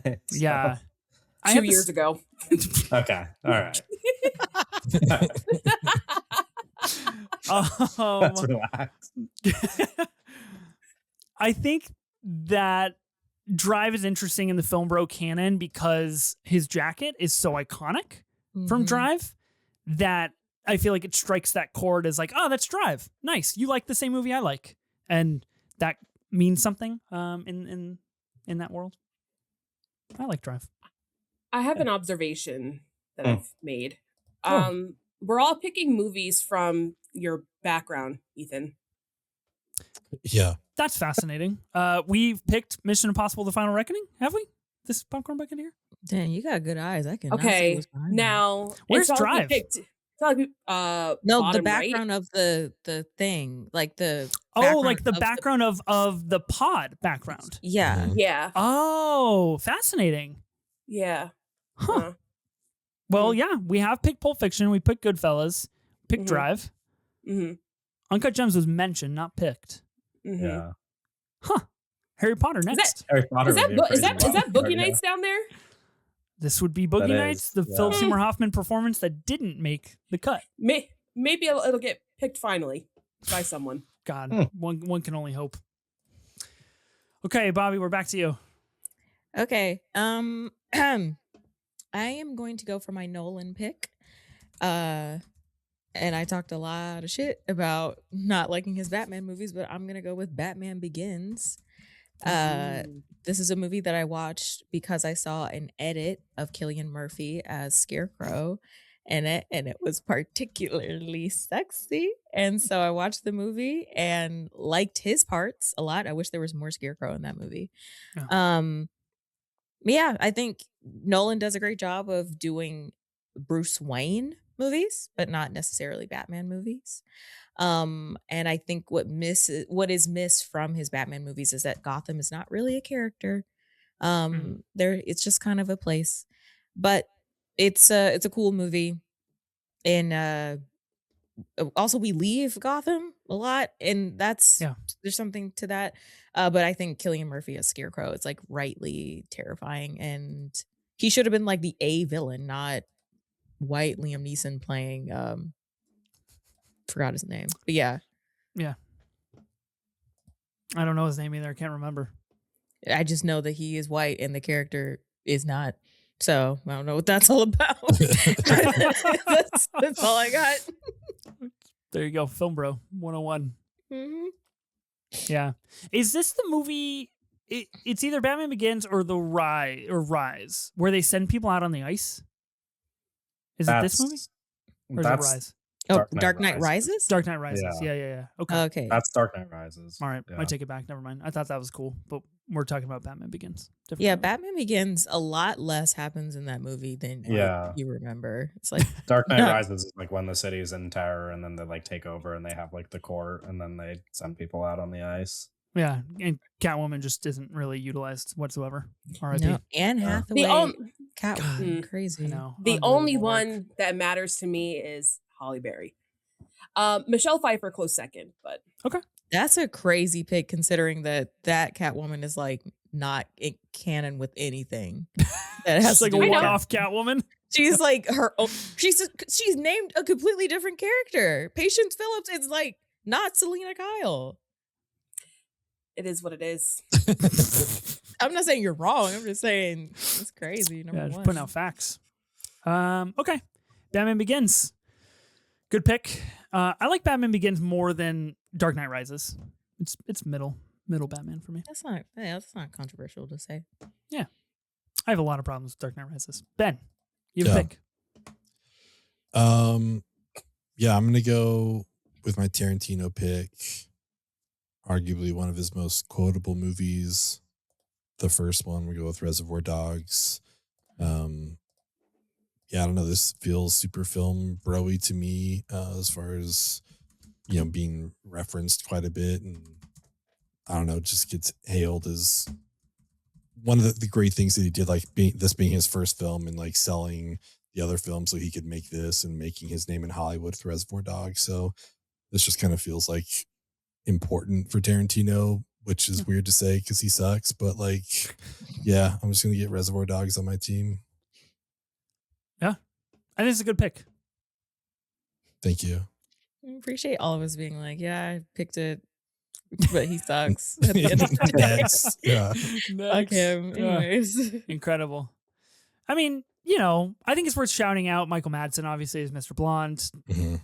Probably the best, most important part of this movie, and his monologue in the warehouse. Obviously, everything we get with the ear. I mean, this is a movie. I feel like this is a movie that has really managed to have staying power in the Tarantino filmography, which is pretty impressive. even with him in it. Crazy. Yeah, which is just real tough. Harvey Keitel's great though. Tim Roth, Steve Buscemi, like there's some good performances in here for sure. Mm-hmm. One of the great on-screen conversations of tipping culture, I think, in this film. Yeah. Yeah, important stuff we're doing there. Okay. Okay. Des, you have 2 picks. You're gonna be the first to finish your team. Oh shit. Sorry, I was Googling Harvey Keitel. Whoopsie. We should have mouthed it this time. I did a little bit. I'm so I conscious think of it after. we should do an entire pod where you share your screen the whole time and see what you do the whole pod. Don't do that. It'll be dictionary.com up, I bet. All right now. Let's control it. Control it. So I'm gonna go Villeneuve and I'm gonna do Sicario. Nice. Yeah. Nice. Yeah. Excellent. I haven't seen Arrival. What's the last one? Incendies. But Enemy has a really big spider in it, and I was just like, we're just being silly now. Cut it out. But Sicario is so cool. I really enjoyed that one.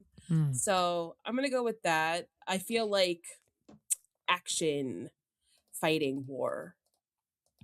Boys love that shit. So therefore, film bro. Yeah. Totally tracks.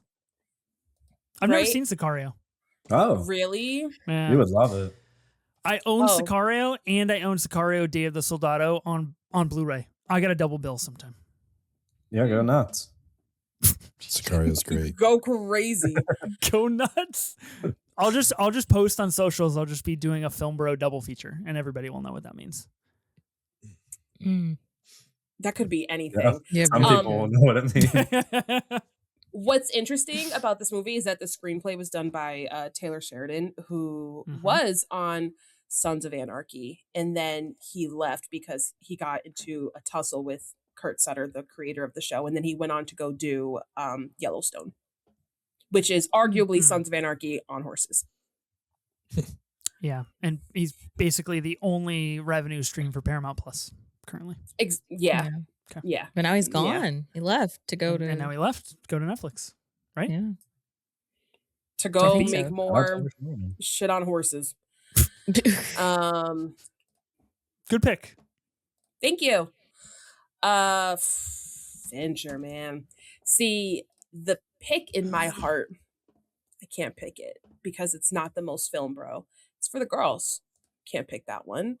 And by for the girls, I mean is that Jared Leto in braids and cornrows. Can't pick that. That's not a film bro movie. I'm gonna pick Gone Girl. Okay.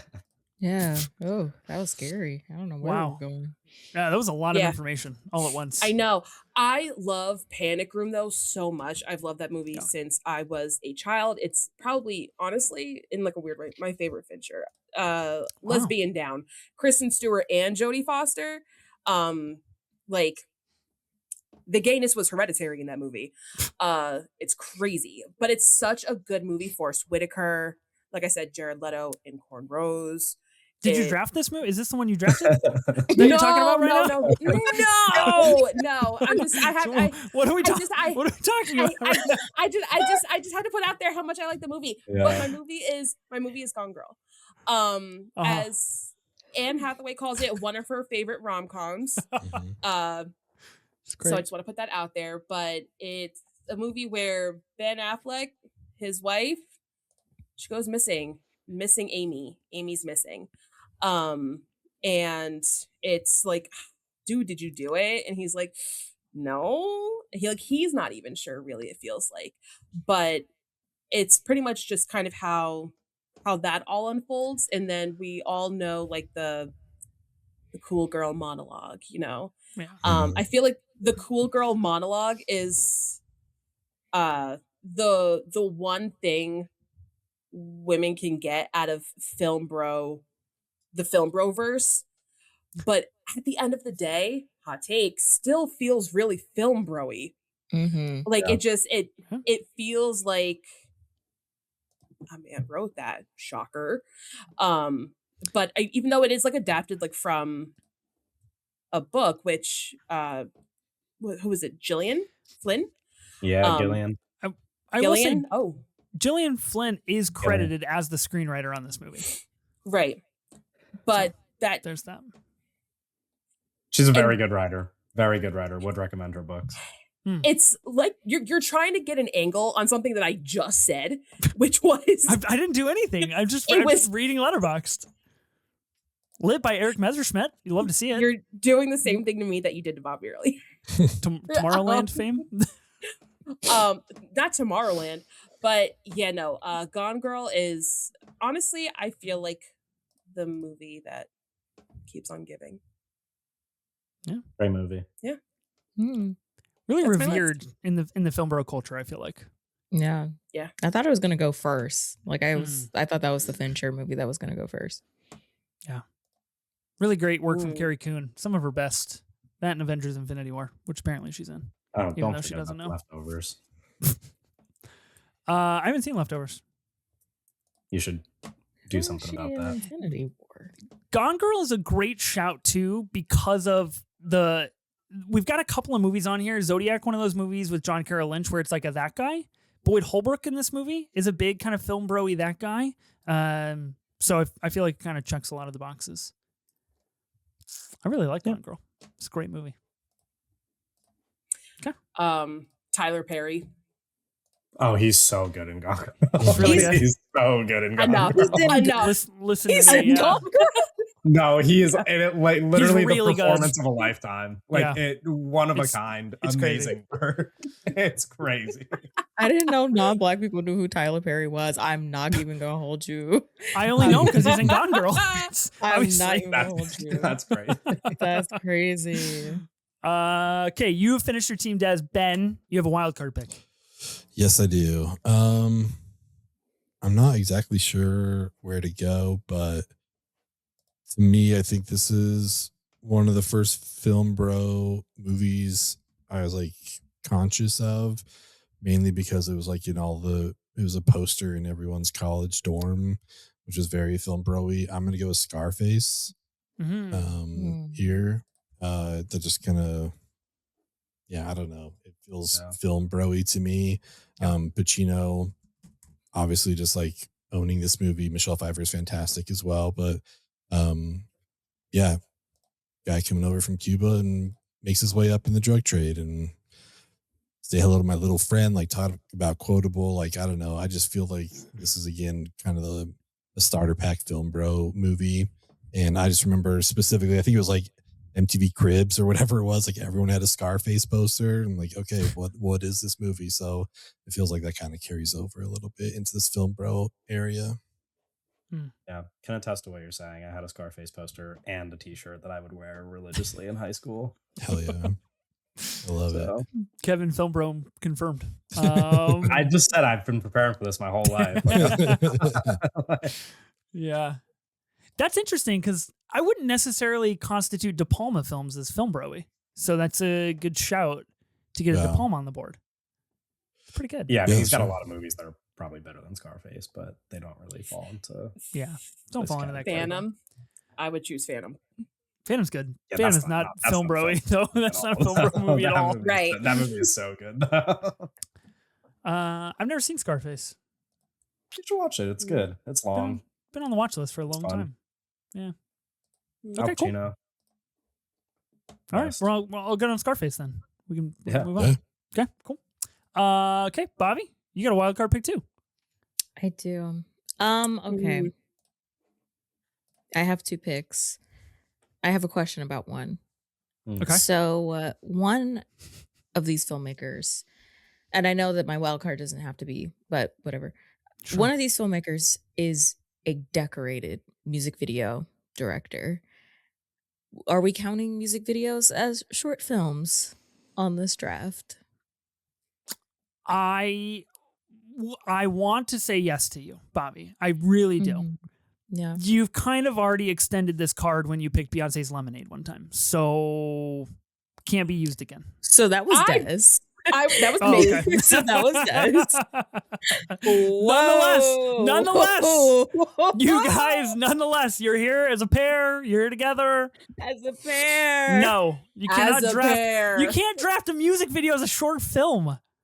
Okay, but This is the movie draft podcast. But let me say this: if you get an award for direction of said music video / short film, does that count? No. There are rules to this draft, Bobby. There are rules. Adhere to the rules. Damn, you don't want to have any fun. No, Anyway, I don't. well, because I was going to absolutely draft Vogue by Madonna, directed by Okay. David Fincher. Wow. But I'm not going to do that now because no one wants to fucking have fun. Anyways, so in lieu of that, I will Okay. go with American Psycho. I think That's a feature film. Qualifies. Well done. you're such a hater. Oh god, that would have been so fun. You're lucky I didn't pick that. Yeah. Is that the the other one you home read? movie. Yeah. I Absolutely. also almost picked it. I was between this and Drive on my last pick. Well, Yeah. thank you everyone for Not deciding. picking it. Yes, for not picking it because now I get to. But American Psycho is, I think, of all these movies that we've drafted, is like amongst the most film broiest, and it was directed by a woman. Mhm.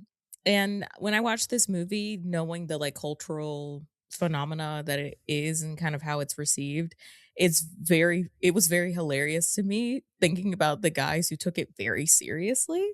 Because I think that its farce is so obvious. Like he's so obviously pathetic. Mhm. But then again, I do think that about men sometimes in general. So that could have also just been a me thing. But it is interesting to see like the lessons that some guys take from American Psycho. For sure. Yeah. I'm glad it got picked. I was going between that, but for some reason I felt like two Christian Bales I didn't want, but Sure. I respect it. I think it's a great pick. What else is he in? Dark Knight. Oh, Yeah, all he the is Batman Batman, right? Yeah, he's Batman Begins too. But like Yeah. I don't think that's really that big of a deal. I knew that. Damn. I forgot about that. See, Yeah. forgettable Batman in his own movie. Wow. Yeah. When I was making my wildcard shortlist just off like the brain, American Psycho was the first one I typed down. Makes sense. You didn't say it. That's crazy. No, didn't say it. I just, this is another Chloe Sevigny movie that just got picked. Speaking of actors that are getting picked multiple times, where are we at on the Luca remake of this? Is this Dead in the Water or is this happening? I think it's Dead in the Water. I'm pretty sure. Yeah, I don't think it's happening. I But don't think it's happening. No, would it's be cool. happening with Jacob Elordi. I heard many people passed on this role. Yeah, that's what I heard too. Like a lot of Mhm. people don't want to do it. Yeah. But hey, Luca, good. I got some clients. Sam Reed is available. Let's make it happen. Listen, I need Mhm. something to happen. So Sam Reed, tell your agent, call up Luca. He's looking for people. Hey man, Luca's making all kinds of movies these days. I'm sure he'd be happy. Okay, American Psycho, good pick. Kevin, you have a Christopher Nolan movie you got to pick. yeah, I do. I don't know what to pick here because I don't know if this movie is like the most film bro-y out of the remaining ones, but I'm gonna justify it anyway. I'll take Oppenheimer. Yeah. I think this is Nolan's best movie. I'm also biased because it stars my beloved Cillian Murphy. But yeah, I don't know. I think it's interesting as a film bro movie because it plays to what I was saying before about expanding the definition of a film bro movie, where it's like, yeah, I don't know if it falls as much into this category as a lot of other movies, but it also is like proof of how much of an audience of film bros there is, like it's like a 3-hour biopic, like historical biopic, and it made $1 billion. And I think it's like proof that Nolan is like the king of the film bros. And so in that way, I feel like it should be somewhere on someone's team. Yeah. Anyway, Fair. Oppenheimer, a movie about J. Robert Oppenheimer. Um, My icy Oppenheimer. My Yeah. eyes see I see Oppenheimer. Oppenheimer. Yeah, I see Oppenheimer. important to note: Christopher Nolan, the king of the film bros, and the president of the DGA at the same Yeah. time, which is really Mm. important as well. Yeah, this is the movie that I- I've logged the most amount of times on Letterboxd. More It's than not The one Brutalist? battle after another. No, I've only seen One Battle 5 times. One Battle's also only been out for less than a year. This has been out for like 3 almost. What about The Okay. Brutalist? How many times have you logged that? Oh, good question. That seems like a pointed question, but I'm going to answer it in earnest. 4 times Okay. with Brutalist. Thought you'd How be many- double digits by now. How many times do you think I've logged Oppenheimer? Ben knows Too many. because I text him every time I watch 9. it. 7. Nine times. I'm gonna go yeah. with 8. I just guessed Oh. that. 9 times. Yeah, it was 9 times. I Wow. watched it on a I have a- plane with my child right next to me the last time that I watched it. Incredible stuff. She was locked in. Right. I'm curious. What is everyone's favorite like celebrity guest appearance in Oppenheimer? Oh, Mhm. it There's so has to- many. well, I don't know if this counts, but like best little moment is when they like make a joke out of Albert Einstein being behind the car. The car just like drives off and he's like Mhm. They're standing actually there. there. It's so silly. Yeah. Yeah. That's a good one. I Um, mean, speaking of One Battle After Another, I think Tony Goldwyn has a great like little shout in this movie. He's in Yeah, that? Ooh. It's pretty he good. is. Yeah, Mr. Swirl. Right. Exactly. Okay. I like I think- Roderick from Diary of a Wimpy Kid. He's in it. He is. Also, Mhm. David I think- Krumholtz. Dude, Cromwell. Josh Peck in this is so interesting because why Oh did my that god. happen? Yeah. I forgot about So that. funny. He has like I 2 said, lines oh. in this movie. I could have been in this at this point. Yeah. It's just- Yeah, Hey, They were he's putting pretty anybody in there. We're just doing anything. for real. Yeah. Yeah. My real answer is Kenneth Branagh because I think he's got a great sequence in the beginning and then he comes back for like a monologue and like both of those times he unlocks Oppenheimer, which I think is quite funny. Okay, nice. I actually think this is the right pick with what was left for Christopher Nolan. Mhm. Mhm. Okay, Kevin's team is complete. I've got a Scorsese movie I got to pick from. I'm not picking my favorite Scorsese. I'm picking the most film bro Scorsese, and I am going to go with The Departed. For the same I knew exact it. reason that Ben went with Scarface when I was in college, my roommate had a poster of The Departed hanging over his bed, and I said, "What's that movie? I've never seen it." And he said, "It's the best movie I've ever seen in my life." So that's The Departed. Okay. Another Leo movie, interestingly enough. I think this is our first Jack Nicholson movie that we've drafted here on this slate. Great, kind of Southern Boston movie about trying to get in with the wrong crowd, suss people out, rats everywhere. Mm. Great pick. Yeah, Great movie.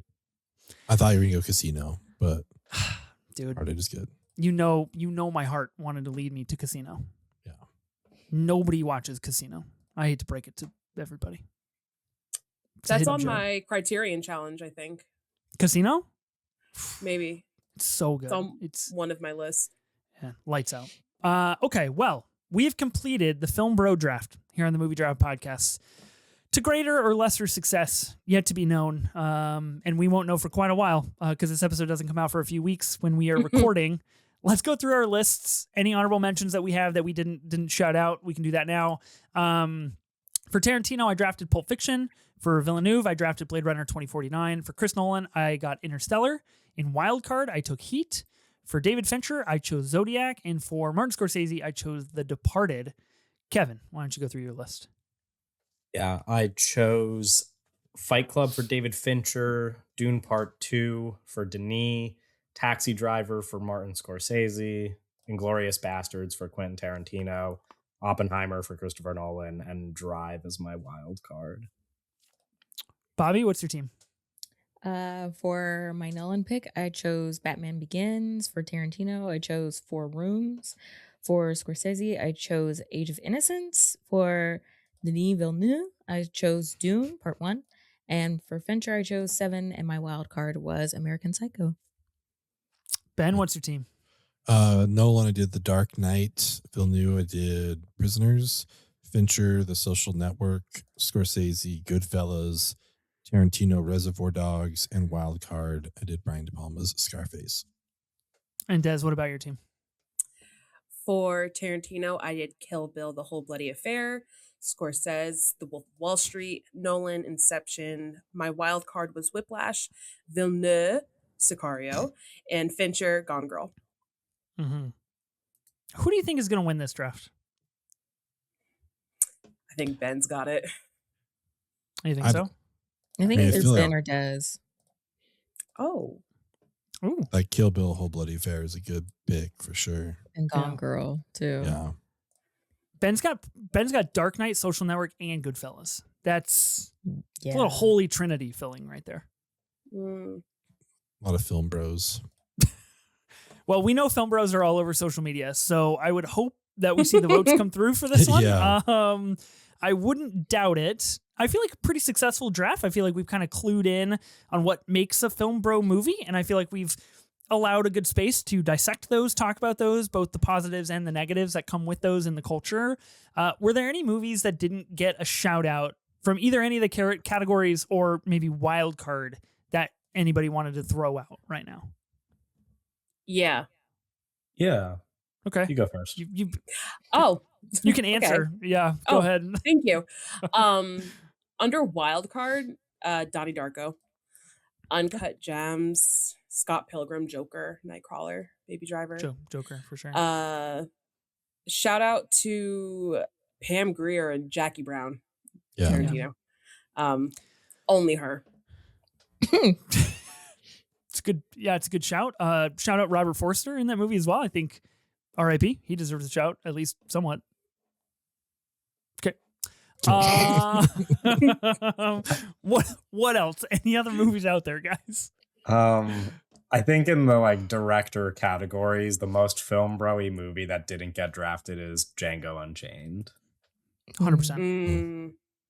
Really agree with that. Yeah. That would be my shout. I'm surprised that like King of Comedy didn't go for Scorsese. I thought that was gonna go. Or Shutter Island for Scorsese. Yeah. I was gonna say Shutter A real Island, film yeah. bro movie. Or Raging Memento. Bull, like Mhm. I don't know if film bros watch Raging Bull, but Mm. Yeah.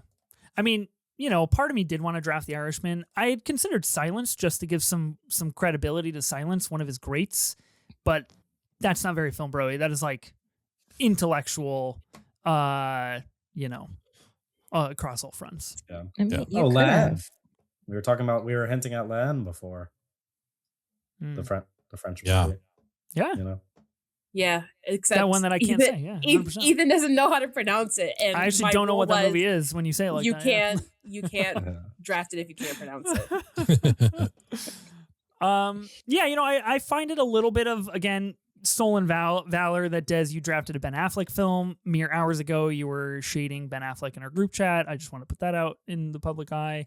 So, do with that information what people will for the voting. Thank you, Kevin, Des, Bobby, for joining us for the draft. It was a great time. It was really fun talking about all of the Film Bro movies. Kevin, if people want to find more of you, where can they find you at? It is K Meeks Film everywhere except for Letterboxd, where it's just K Meeks, and I have a podcast called Looks Like a Movie. Yeah, go check it out. Des, what about you? If people want to find out more of you, where can they find you at? I'm on Letterboxd, Twitter, Instagram at Movies with Des. That's Des with an S. And I have a podcast called What's On Tonight, where I give film recommendations based on genres, themes, and vibes. Bobby's been on there a billion times. I finally granted Ethan the wish to be on there, and Let's make a wish. Let's make a wish. Let's It make has a happened. So that'll be out by the time this happens. Yeah, go check it out. Me and brother Danny just holding on for dear life, talking about Francis Brother Ha. Danny. Bobby, if people want to find more of you, where can they find you at? You can find me on YouTube at Culture Kitsch. You can also find me on Substack at Culture Kitsch. You can find me on Twitter at Hi I'm Bobby, HIIMBOBBI. I think my letterbox is also Hi I'm Bobby. And you can find me on TikTok at The Afternoon Special. And then important plug, you can find Bobby, Des, and myself writing over at the Rolling Tape on occasion. Being over there, contributing to that Yeah. wonderful little outlet. Ben, Thanks for co-hosting, man. Thanks for pulling a double bill with me tonight. We've been potting for 4 hours. Yes. Almost 4.5 hours. We did it. Talking about cinema all night long. We did I it. love it. Yeah. Talking about Scream and Film Bro movies. God, I need to go watch something to clear my brain from all of this. Thank you to Sophie Holsinger, of course, for never participating in this draft and creating it, strapping me with an inordinate amount of responsibility every single week with this show. Next week on the pod, we're taking a look at the movies that could take hold of the summer box office. Ryan McQuaid, new guest Meg, and myself, we're going to be drafting summer box office movies. I don't know what the categories are, and I don't know what they're going to be. So tune in to find out what I'd settle on and what kind of movies we're going to be talking about for the summer box office.